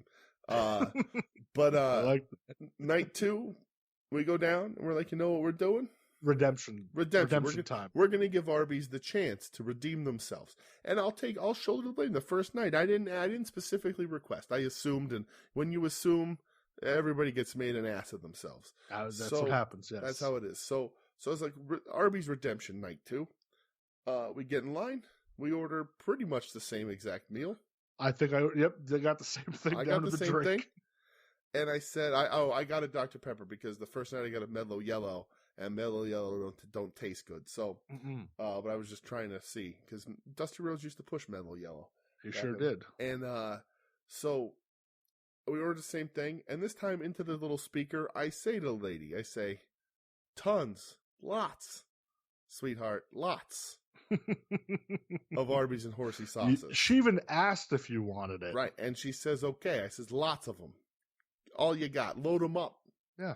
We drive around, wait in the line, get to the window, grabs us 2 bags of stuff. Yep. They're heavy. We're like, we got them. Absolutely. This is sauces. This is how this fucking works. Yep. She asked, we responded. I said, lots. Let's go. Yep. Wait for Doug for a few minutes. We have a slider. Hold us over till we get into the Mahoning, get the good spot. Slide in, set up the chairs, open the bags. Yep. No sauces. And you know what? At this point, Tim and Adam Mosey went over. I'm having a meltdown over this. Right. This is 2 days in a row. Yeah. No sauces. You even ordered mozzarella sticks, and they didn't even give you marinara. I get marinara for my mozzarella sticks. Like what savages? Right. So Tim, being the good guy that he is, hops on his Twitter and mentions to Arbys the abomination, the injustice that they have placed at our feet. But what was in that second bag, Brett? We got 2 bags of Arbys. So I got my 2 sandwiches. You got your sandwich, your fries, your mozzarella sticks. Yep. And we're going, what are these extra like boxes? And I thought, maybe they filled the boxes up with sauce. Maybe. You know, Smart all right, thing like, to do. Like, hey, I'd be very, very happy. No, they didn't. It was just plain old double roast beef sandwiches with nothing on Dry. them. Ugh, I was so disgusted. You know, Tim was like, I never had Arbys. I said, here, man, if you want a sandwich, have at it, brother. Right. He took a couple bites and he goes, yeah, not very good. Right. Not then, dry, it ain't. Then on top of that, I have my root beer, which tasted nothing like a root beer. It was just seltzer. Right. I'll tell you what, I will say proudly on this podcast, if you order an Arbys roast beef sandwich and you put horsey sauce, you put 1 packet of horsey sauce and 1 packet of Arbys sauce, that sandwich becomes perfection. Agreed. We didn't get that 2 nights in a row. Yeah, Doug took a swig off my drink and he said it feels like this cup of seltzer drove by a root beer factory. Right. It's just I was having a bit of an issue right at that point in my life. So Arbys, you made mortal enemies. So upset. Mortal enemies this past week. We Need Wrestling, not the official podcast of Arbys. No, I'm gonna be gun shy. I'm gonna be a little gun too. shy. I'm very upset because I want a beef and cheddar because I have not been satisfied by the way, like kind of like when we went to for Capital Collision and both of us have eaten mozzarella sticks every single place that has offered us mozzarella sticks since. For real, I have. Because I want mozzarella sticks because I was denied mozzarella sticks at a diner where mozzarella sticks are supposed to be. Yeah, the home of the mozzarella sticks. Much like that, I still want that satisfaction of an Arby's sandwich with Arby's sauce and horsey sauce. But I'm a little gun shy. And I might have to lean on Taco Bell for a little bit. I don't blame you. I might have to lean into Taco Bell, whose menu I'm not too happy with lately. But I might have to lean into Taco Bell until the hurt that Arby's laid upon my heart and soul goes away. Well, when I start the Todd Roker approved all griller no filler fast food podcast, we're gonna have to have a very deep dive into Arby's betrayal of us. It's what it is. It's the Arby's betrayal. Oh, what an upsetting. Not since Judas has there been a betrayal like what Arby's had befallen us. I would say that's an exaggeration, but it's not. It's not. No, you're spot on. It's not. It's upsetting. It's not. It's not since Benedict Arnold turned on his own country. Oh, jeez. Has there been a betrayal like the Arby's betrayal that had befallen us this weekend? It hurt not only my heart, but it also affected my soul as well. And you know what? It didn't affect my cholesterol, and I have an issue with that. I can forgive, but I won't forget. That's right. Trust me, Mr. Arby. That's right. Wherever you are. That's right. You could take that cowboy hat, shove it up your ass. Man, I love Arby's. Arby's is fucking great, though, right? It was still really good. I kind of want to go back right now. I really like Arby's. Man, but no, fuck that. Arby's, we're mad at you. Yeah, this ain't okay. Yeah, they're going to be on I feel like a bit of a hiatus now. Right. Especially that Lehighton one. That Lehighton one for sure. That's what we're going to have to do. We're going to have to go to a trusted Arby's. I don't know if I trust any. Because there was a time when I went to go get a root beer float from Arby's late at night. Oh, that's true. I was just going to say. My car ran out of gas and you had to bail me out. I was going to say, the Pierce Street Arby's has never let us down. Well, my car let me down. But maybe it has. All right, back to the wrestling. Yeah, back to the Arby's, though. We're coming for you. You better watch out. Arby's. The Arby's is now the only place that Linda Minamania is not running wild. I've revoked. You thought Joe Sposto had a blood feud with Wendy's? Right. All right. Right. We're taking this up a notch. Right, absolutely. What's Arby's number one competitor? Was it Carl's Jr.? I don't know. I have no idea. Carl Sr., Carl Jr., Carl III, call us up. I'll never forget the time where I got bamboozled. I thought the Hardee's in Wilkes-Barre was a Carl's Jr., but nope, it's just a Hardee's. The one that's attached to a car wash? Mm-hmm, that's the one. Ate there once, probably will never eat there again. Right. All right, let's get back to the wrestling here. Second match of Real Rumble Friday was Clara Carrera versus Abby Jane. Abby Jane, the ace of Real Rumble. Clara Carrera on Beyond Wrestling. The third match of Real Rumble Friday is Cheeseburger, world famous CB. I saw he announced this week that he's going back to Cheeseburger full time. Good, that's a good move. I think it's a great move. I understand the wanting to move beyond it. Absolutely. And he's still the same guy, but when you're Jushin Thunder Liger's favorite professional wrestler, absolutely, you keep the name Cheeseburger. Especially this Friday, maybe not so, but after that crowd Saturday, you stick with Cheeseburger. You are Cheeseburger. Versus world-class Channing Thomas, managed by Sidney Bacabella. Yeah. Sidney Bacabella's newest charge since the retiring of Avery Good. Yep. And this match was fine. I like watching Cheeseburger. Crowd can get behind Cheeseburger. Yeah. I like Cheeseburger a lot. And Bacabella managing anybody's a great thing. Has Channing Thomas take off his robe real slow. This is the best thing you're going to see this weekend. Blah, blah, blah. But yeah, Channing Thomas looked good. He's a young guy. Is this where they turn on Avery? Is this match? This was after the match. No, this was after the main event. Was it after the main? Oh, right, after the main event. You're right. So CB selling cheeseburger hats at his merch table. Being just a good dude. A lot of these people on these shows are cheeseburger students. I know Abby Jane's a cheeseburger student. Yes. But again, I like cheeseburger. Jushin Thunder Liger couldn't be wrong. You know what I mean? Absolutely. And the main event of this night, Big Dan. Big Dan! I can't do the Big Dan, but I love Big Dan. Murloc, Kodama of the Buteri, and Rex Lawless, recent enhancement talent on Monday Night Raw, versus Hydra, Mach 10, and the rightful owners of the main event of the Mahoning Drive-In. Absolutely. Real Rumble. Gummy Boar. Yes. Pig Daddy Cool. Boar. And Dub Boar. Dub Boar. And Erica Lee. Yes. This match is 4-on-4. It is craziness. You get a ton of Big Dan happening in this match. Yep.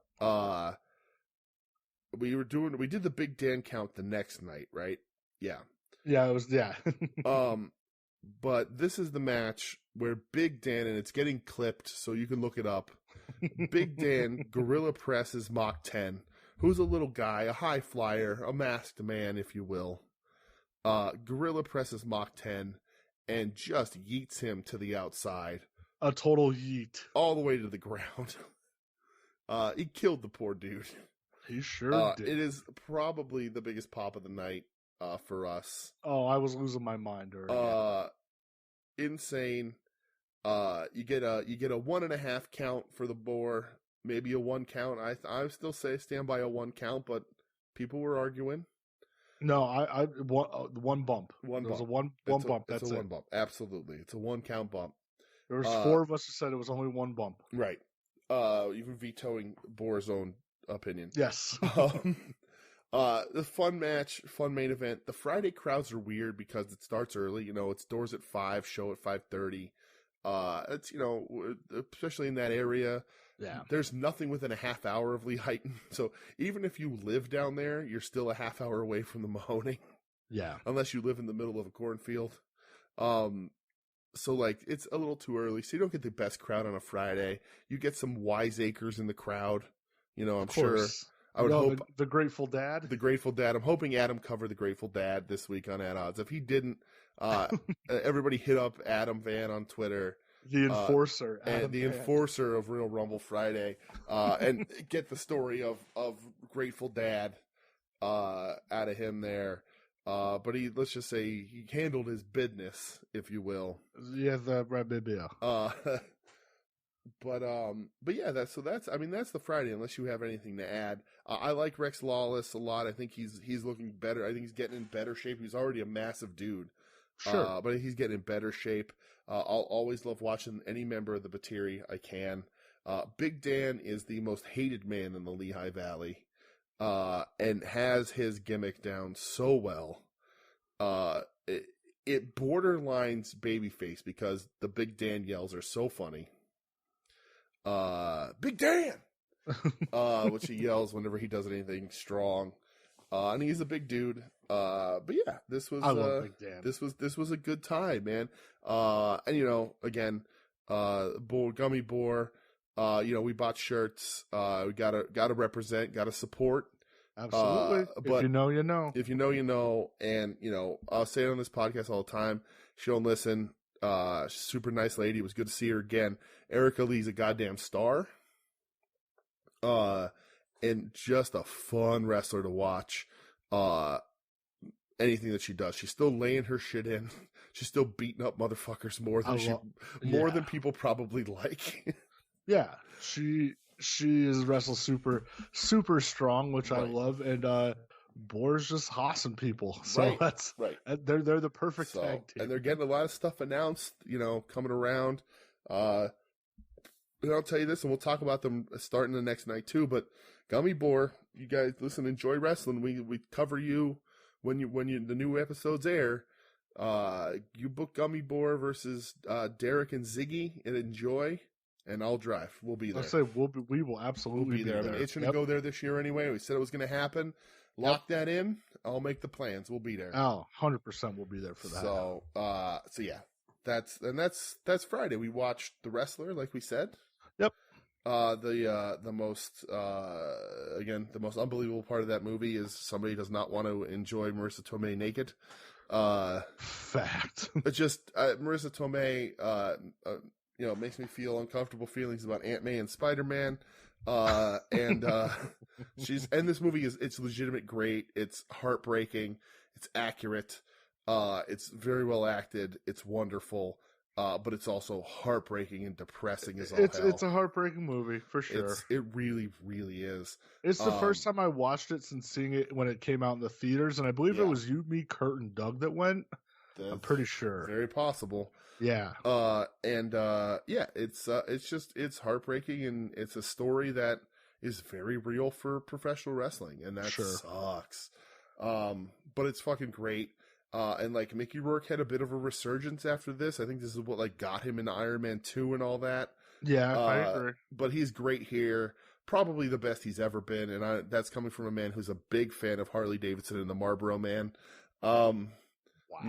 Yep. Big John Studd's in that movie. Holy shit, they can show that movie. There it is for next year. Big John Studd has a role in that movie. There it is. But and the second, can we talk about the secret movie? Can we mention that here? I don't know. Okay. Well, I'll just say that it was really fun seeing Dirty Dick Murdoch and what's his name? The British guy with who used to wear the drag. Adrian Street up on the big Mahoning screen. Yes. That's Look it up, kids. Look it up. Wrestling tonight. Everything's gonna be all right. That was a good song. It was a good song. Saturday. You got anything else to add for Friday? No, man. I think we got it all squared away. Saturday. Bigger crowd, right? Bigger crowd. Big Doug in the house. Big Dougie V in the house. We need Doug to cosplay as Viscera. I've been saying that for years. As Big Dougie V instead of Big Daddy V. I need sweet Dougie V in the house. He just needs to put on, I don't know, rough estimate, 500 pounds. Give or take. Yeah.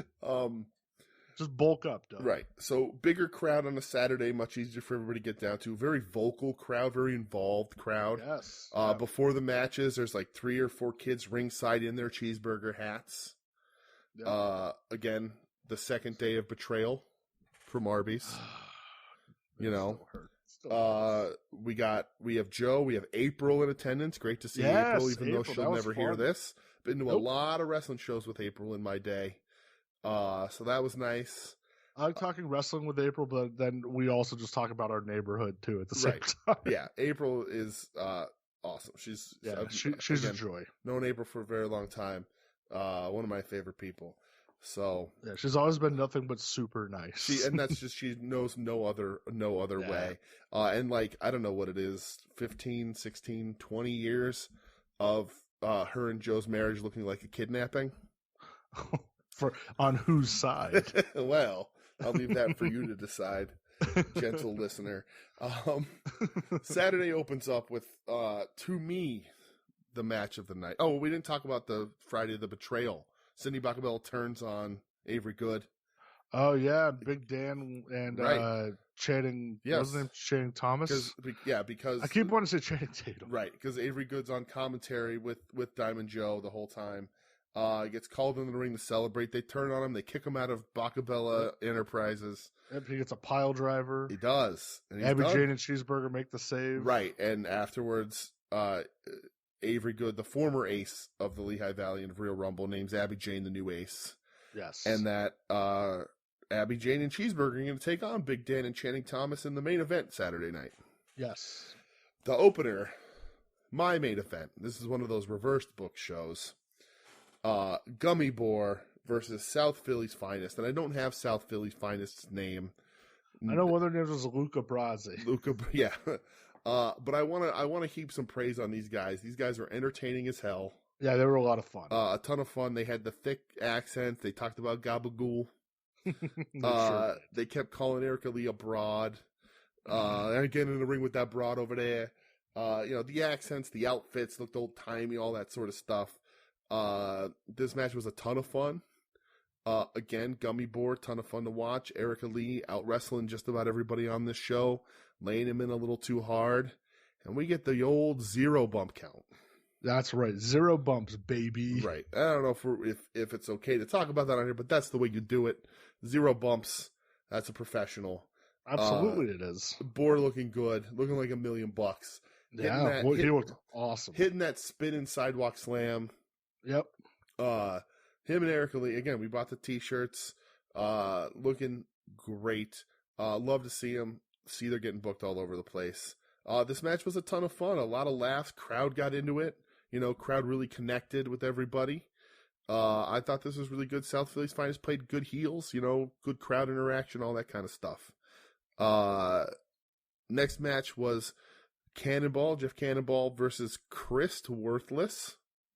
Yes. So I had turned mentioned out to a Mahoning brawl. I had mentioned the night before, after watching Jeff Cannonball wrestle the Cannonball Brothers. I said to a few people, maybe with influence, that listen, Jeff Cannonball is a guy of a certain demeanor who you can very easily find some matches where it looks like he has died. Sure. Cannonball is an accomplished deathmatch wrestler. Absolutely. And will do some crazy shit. And I was like, you know what? You really want to mess with people. You really want to turn Mahoning on its ear. You want to light up Lehigh in Pennsylvania. Next time Real Rumble's at the Mahoning, you have the Jeff Cannonball match be a death match. Agreed. Second night, we got as close as you could possibly get in front of that crowd with children. That's true. Chris Worthless is a guy who is unsuspecting as a professional wrestler. So unsuspecting, in fact, that he was ringside in a kiddie pool. He sure was. Whole time, in his gear. That comes into play. All kinds of weapons. Cannonball does the Dusty Rose Bionic Elbow wind up to an eye poke and then struts away. And I'll say this too. We mentioned it there. Cannonball's lost some weight and he looks good. Cannonball looks real good. He looks good. He's dropping some weight. Good for that dude, man. He looked good before, but I never fault anybody for trying to get healthier, more mobile, whatever. I get it. Cannonball, awesome dude.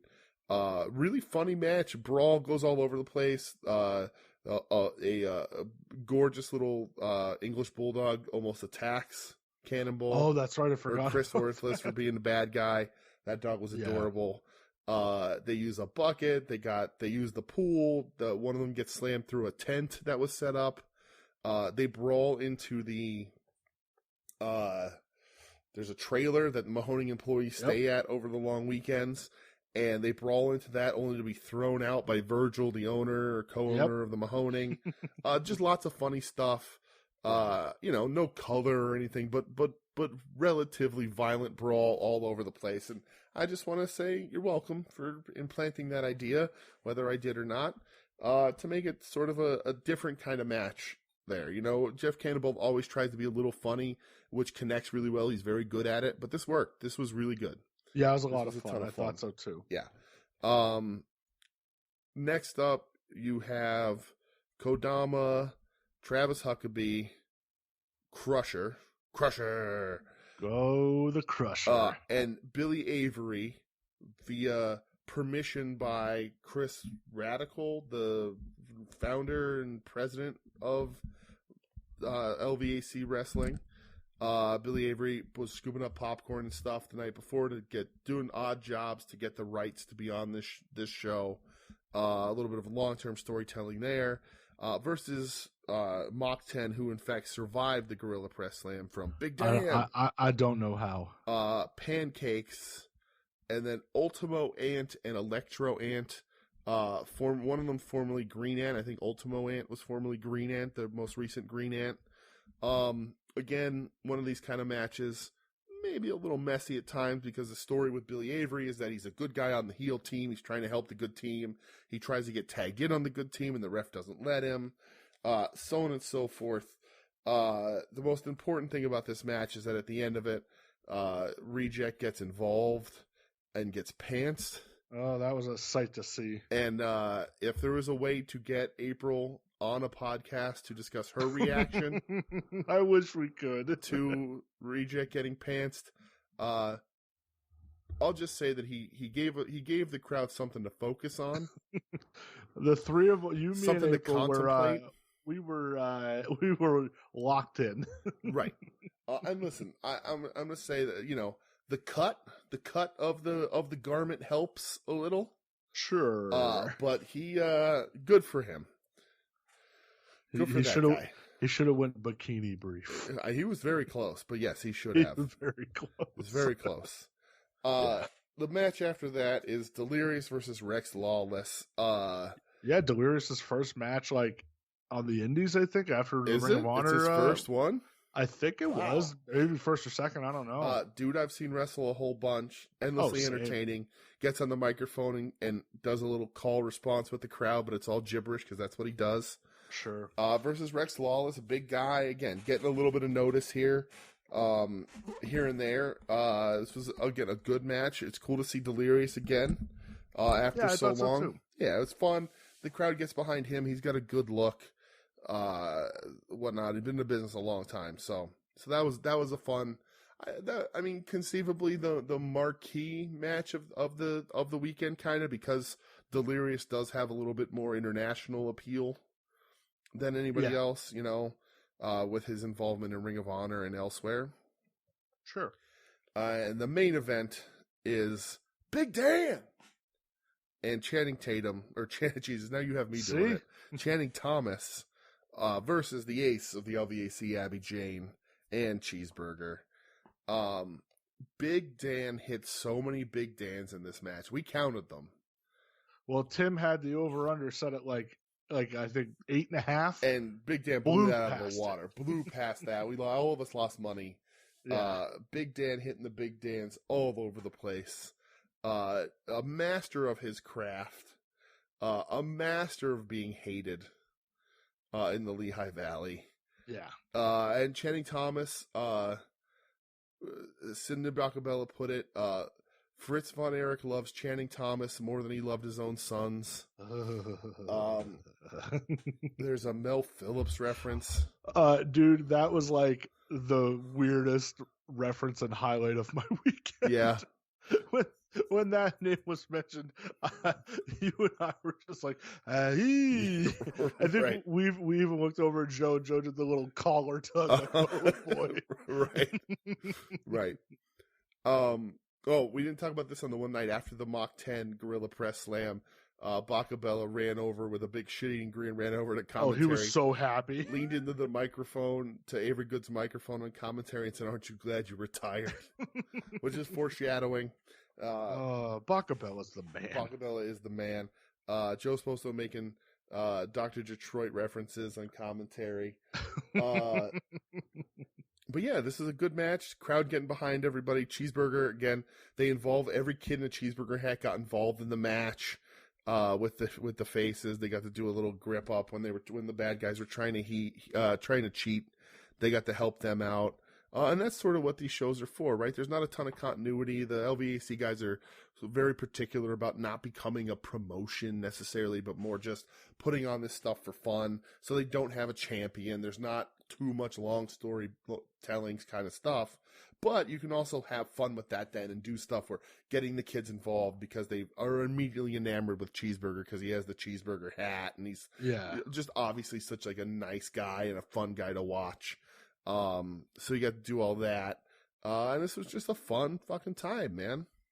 Yeah, there was also on the second night, it was Joe and Mantis doing commentary. Yes. And like they've always been like maybe my favorite commentary team. Okay. And I know somebody in the match with Billy Avery yelled at him and said, "You're supposed to be a heel," and Mantis just goes, "Oh, I don't even know what that means." Right. I was like, "Oh, that's fun." We did not. I also forgot to mention Simon Sutherland, Downtown Spaghetti Buffet. Sutherland. Simon Sutherland's the real deal. With the pants again. showing off more than the people want to see. Instead of balloons, this time he has the bubble gun. More than people want to see, or just the right amount? I don't know if it's just the right amount, but he's got a bubble gun. See, this is why I wish Doug would have been there on Friday night. That's true. He's a good judge of this. That is true. So this has been recorded for Jerry's Internet Wrestling Emporium.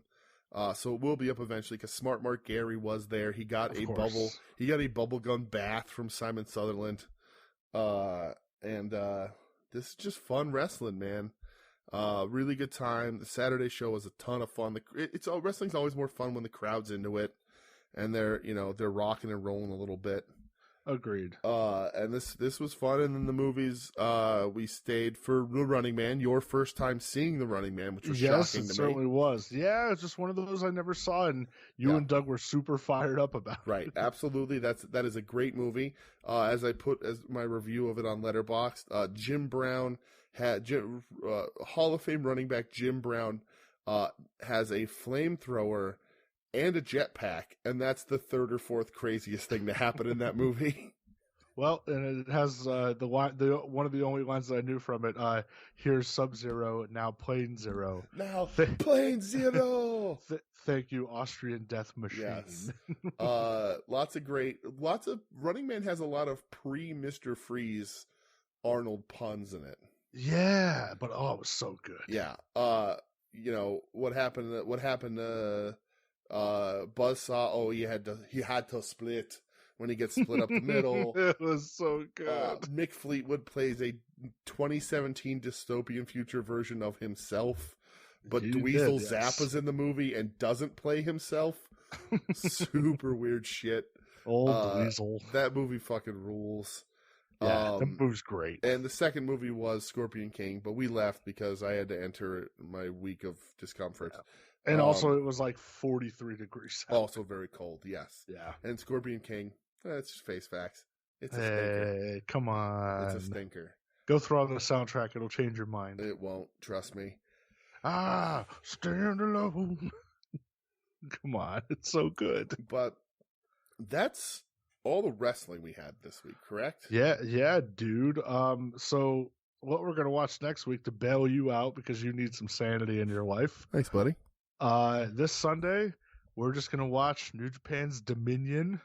Yes. We'll be live on there will be New Japan World. Implications for AEW, so. Sure. But yeah, just New Japan Dominion live on NJPWWorld.com. Yes. I think it starts at like 1 a.m. Eastern time. Okay. Might be one of those where I stay up. But yeah, it's probably Dominion's usually like their second biggest single event. Yes. Like outside of Wrestle Kingdom and like the G1 final, I guess. So maybe third biggest single event. A lot of stuff normally happens at Dominion though. So yeah, so we're just gonna watch that to give you some downtime. Thanks, pal. Oh, see, I got you, bro. Thank you. But before we get out of here, did you buy anything? Did I buy anything? Did I buy anything? I don't think I bought anything this week that I can think of. I got my Papa Shango in. The Superstar Shango. That seems to be a hot topic within the majors now. Yeah. About Paul Mart. Oh, because he's just a guy who works at Walmart and gets everything off the truck at his employee discount. And people are like, man, I really wish people didn't tell people about Paul Mart. Yeah, right. Like, all right, dude. Well, I'll tell you what, this Superstars figure is better than his Elite. The Warrior 2-pack Elite. I'll have to see it in person to be the judge of that. It's awesome. I wish it came with like the stick like the Elite does, and it's the same necklace. Like they just redid the necklace and put them on here. But the cape, the face looks better. The hat is a little taller. It's a great figure. But I will tell you, I got a story to tell. Purchased a long time ago, but I was at a meet and greet on Wednesday. You were? I was. So back in February, I saw there was a thing coming up with a certain individual, and I messaged you about it, and you were like, that's cool, but, you weren't sure about your work situation and whatnot, so you... Yeah, because it's on a weeknight. Right, exactly. It's on a weeknight, completely understandable. I have less responsibilities, so I got them, And this is maybe something that you don't know, is that I, anyway, bought 2 meet and greet tickets that day. You did? I did. And a third. Because tickets, it was at a Reading Phil's baseball game. I'll get out here. Kevin Nash was appearing in a Reading Phil's baseball game. The old Kevin Nash. I bought 2 meet and greet tickets, and tickets to the baseball game were $10. I bought a third, with the plan being that if you eventually change your mind, the ticket will be here, and if not, Michelle will take the ticket, and then we'll eat the $10 for the regular ticket. Who cares? Sure. Fast forward to a few weeks later, and I get my company for the week, which I find out that that's when they're coming in, and it happens to fall on that day. I don't want to exclude that company from anything, so the plan is concocted. I will not mention this to you at all again, and hope that you forget about it. Okay. So that I can get Michelle to meet Kevin Nash. Oh man, it's so cool. And not only can I get Michelle to meet Kevin Nash, but I can get her to Too Sweet Kevin Nash. Because if you hang out with us at any moment, you know that Brett and I always try and ambush Michelle into too sweeting us. Absolutely. So we go down. Michelle and I have the meet and greet tickets. It's about an hour and a half away. My company visiting takes the regular ticket, goes to the stands. We wait in line. So there's a big line you have to go check in because you also got a bobblehead. Oh, look at that. It's Pro Wrestling Appreciation Night at the Reading Fightin' Phil's, which is AA ball. Oh, boy. Right. They're playing the Altoona something or others. What was the Altoona? No, Altoona Curve? Curve, yes. Because they're the Pirates. They're the Pirates AA team. Yep. I've played a lot of MLB The Show, so I'm with you. So, and then, it also what happens is, the Tuesday night gets a rain delay, so we get an automatic doubleheader on Wednesday. Oh, look at you. Right. Look at you going to baseball and me not. Right. What's happening here? We go down, we do the ride, where we get there to line, you got to register, you get the bobbleheads, and here's the sad part of the story. The bobbleheads are Kevin Nash and Scott Hall. Oh, man. And when I Googled it trying to find information, making sure everything was still going on, because I didn't see it advertised anywhere. Nash wasn't talking about it. It wasn't really out there anywhere. Yeah. It looks like right around the beginning of the pandemic, this was supposed to happen. Nash and Hall. What a bummer. And even while you're there, they have a lot of pictures of Scott Hall there in the past in a Fighting Phil's jersey, all that kind of stuff. Aww. So I think what happened was it got postponed, and this is the rescheduling, and they already had the bobbleheads made, and it's Hall and Nash. So that sucks, right? That's a bummer. So we get there, we check in, they give you a little ticket with a number on it. You wait in line. It wasn't the best organized thing in the world. We're waiting in line, and I'll say this here, Big Sexy, about a half hour late. Yeah, that's all right. It happens. I wouldn't want to go to Reading. He's on his time. Right. I wouldn't want to go there either. I get it. And you're trying to help people out. Hey, do you have your ticket? Whatever. There's a family in front of us, a bunch of kids. They're holding the bobbleheads. They're also selling the bobbleheads for $25 each. Ooh. They're holding the bobbleheads, which you got free if you paid for the VIP packaging. He was also doing a free meet and greet afterwards. Just sitting at a table, just signing 8x10s. No pictures, nothing. Sure. Couldn't bring anything, whatever. Yeah. I guess if you bought the bobblehead, he'd sign that. But this was, you can bring your own. You get a picture and bring your own thing to get signed, right? So we're waiting in line. We get up. The family's in front of us is next. They go to walk in. The guy stops them. Where's your tickets? Right. What do you mean? Like, you need a special ticket for this one. And they're like, we waited in line this long. And they start causing a fit because they didn't get the tickets. And I didn't say anything to them because they had the bobbleheads. And I just figured, well, you had the bobbleheads, you know the deal, tickets, right? Because you had to go buy the bobblehead from the same spot that gave you the registered ticket. Yeah. So the family walks away, but the mom stays. And she starts yelling about being disabled and how dare they do this to her.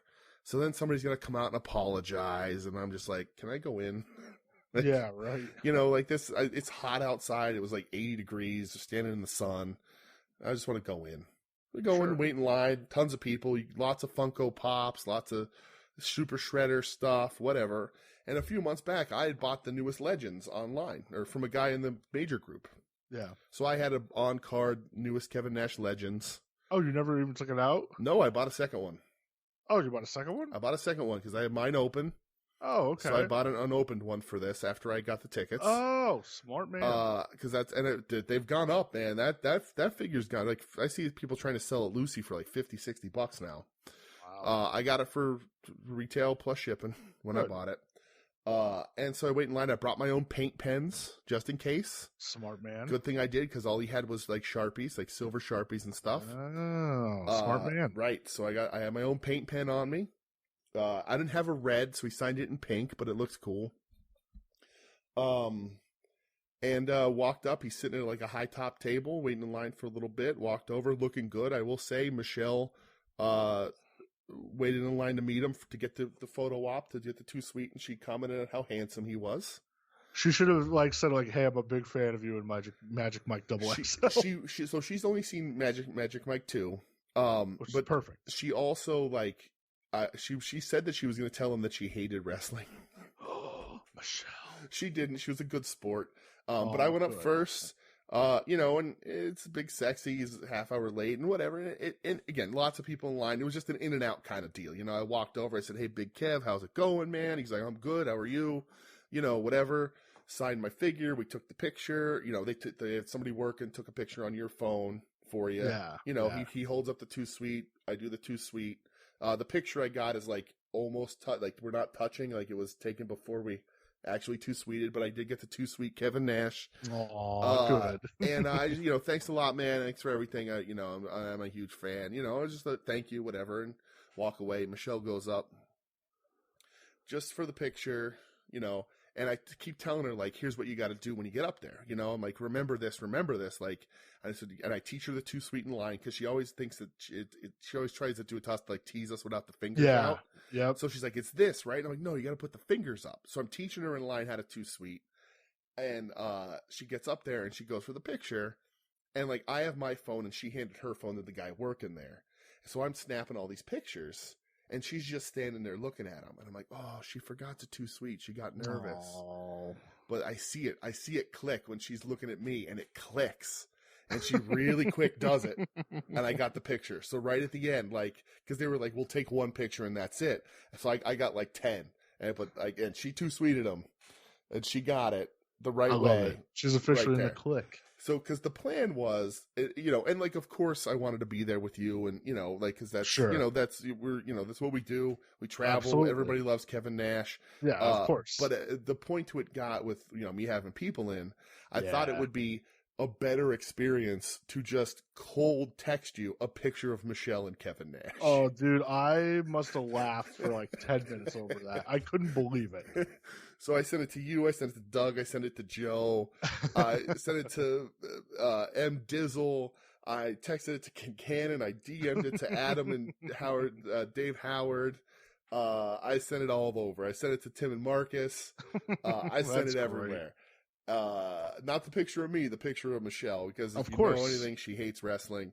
But she's a very good sport. She knows how much Kevin Nash, and she loved the joke of everybody freaking out. Doug was like, "Oh, what the fuck?" Everybody needed an explanation.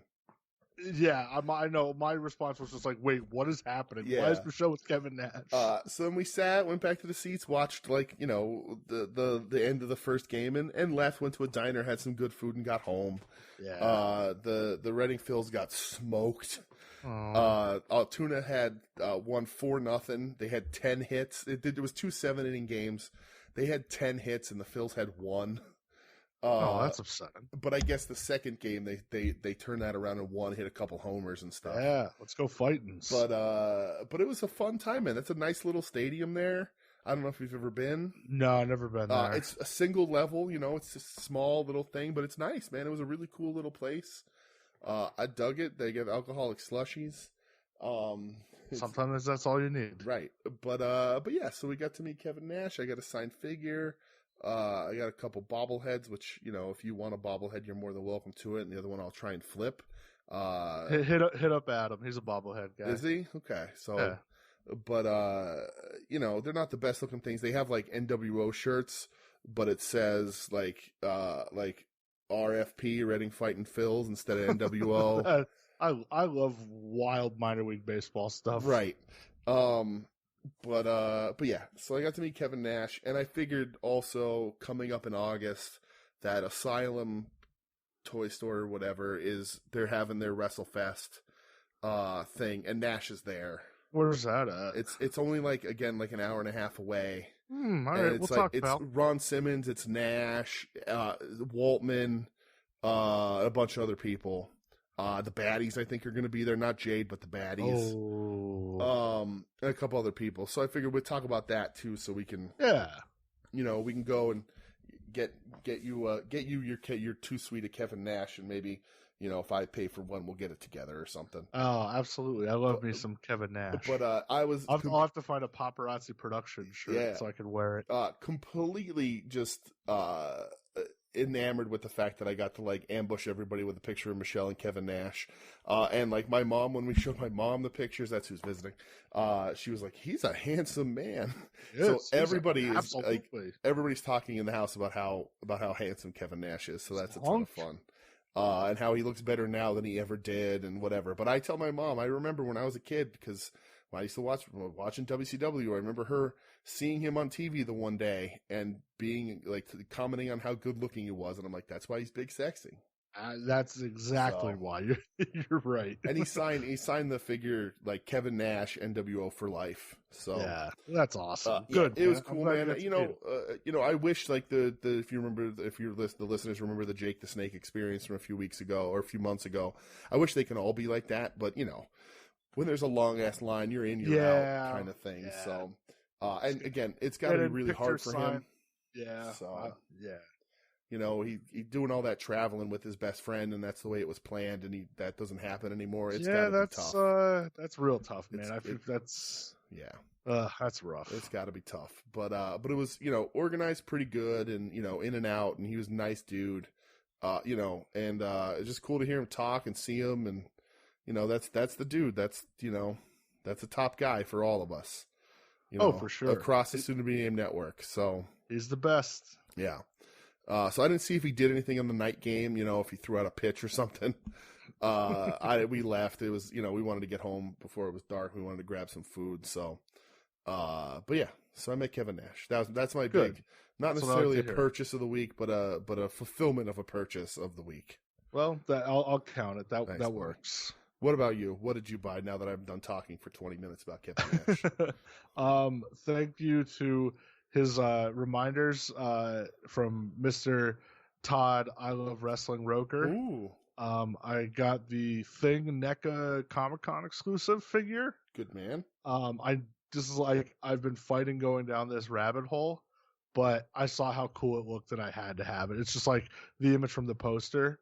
So it looks awesome and I can't wait to get it. Mm-hmm. And then I guess I got the pre-order in for that new HBK Ultimate on Amazon. Okay. It was weird because it never said it was up for pre-order, but you could still order it, and now it has like a delivery date of like August 8th or something like that. So who knows? I don't know. Pre-orders are weird. Yes. But yeah, so I got that, and then I picked up a Gummy Boar shirt at LVAC. Oh so, yeah, I got that too. Right. So that's all I purchased. Oh well, didn't you get another shirt from LVAC too? Because I got that Stinger shirt. Oh yeah, because I'm actually. Oh, that's right. I'm wearing my Bret the Hitman Hart shirt. While I also am wearing my Bret the Hitman Hart Chalkline shorts. Nice. I'll tell you what. LVAC printing on Comfort Colors. They know the business. Oh, dude, Comfort Colors. As soon as I saw the tag, I go, "Yep, gotta get that." I got the WCW Stinger shirt, and I got for Michelle a blue velvet David Lynch blue velvet shirt. So yeah, Comfort Colors is the way to go. All the way. But yeah, that's all I had, my man. All right. Well, let's get out of here then. This is a long one, but you know what? I'll say this before I get into the plugs. I feel much better now than I did going in. Good. That was also part of the goal of this recording. So thank you for lifting my spirits and having a good talk. Absolutely. We'll see each other this weekend. Get the hangs in.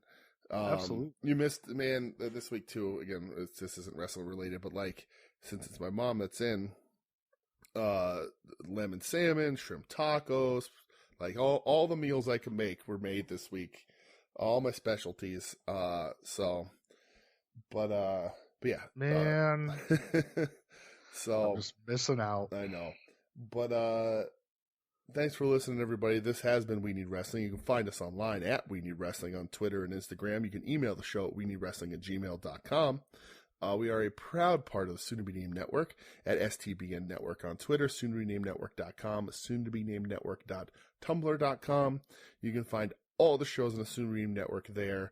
Joe compiles everything from us to Final Wrestling Place to At Odds with Wrestling to Longbox Heroes and Longbox Heroes After Dark to Hit My Music. Adam has a bunch of new ones in there that I don't know. He says a whole bunch of podcasts. But I don't even know what a Profane Argument, Puzzle Warriors 3, our other podcast, Wings on Wings, which has a special episode coming up in a few weeks. Oh boy!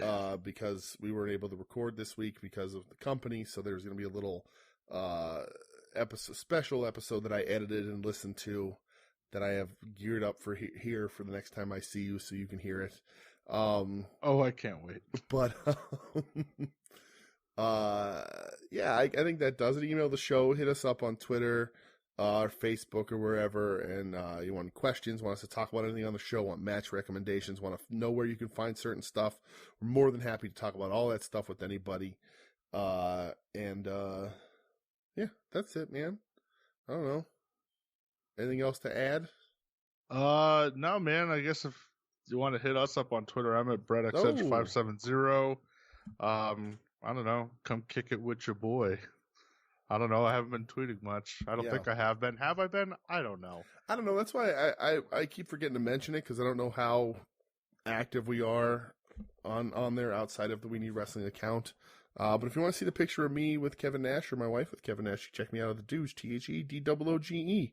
Yes. I do have a picture of Michelle with Kevin Nash where she has given him some serious side eye, which is really fun. Ooh, you'll have to send me that. Yeah, you'll see them all when you get here. But let me see you next. But again, thanks, pal. This was fun. And yeah, we'll be back next week talking Dominion and whatever the hell else we decide to watch. I burned a bunch of Ric Flair this week, but it's like weird. It's like Ric Flair versus Jumbo Sharuda from like 1977 and shit. Really? Yeah.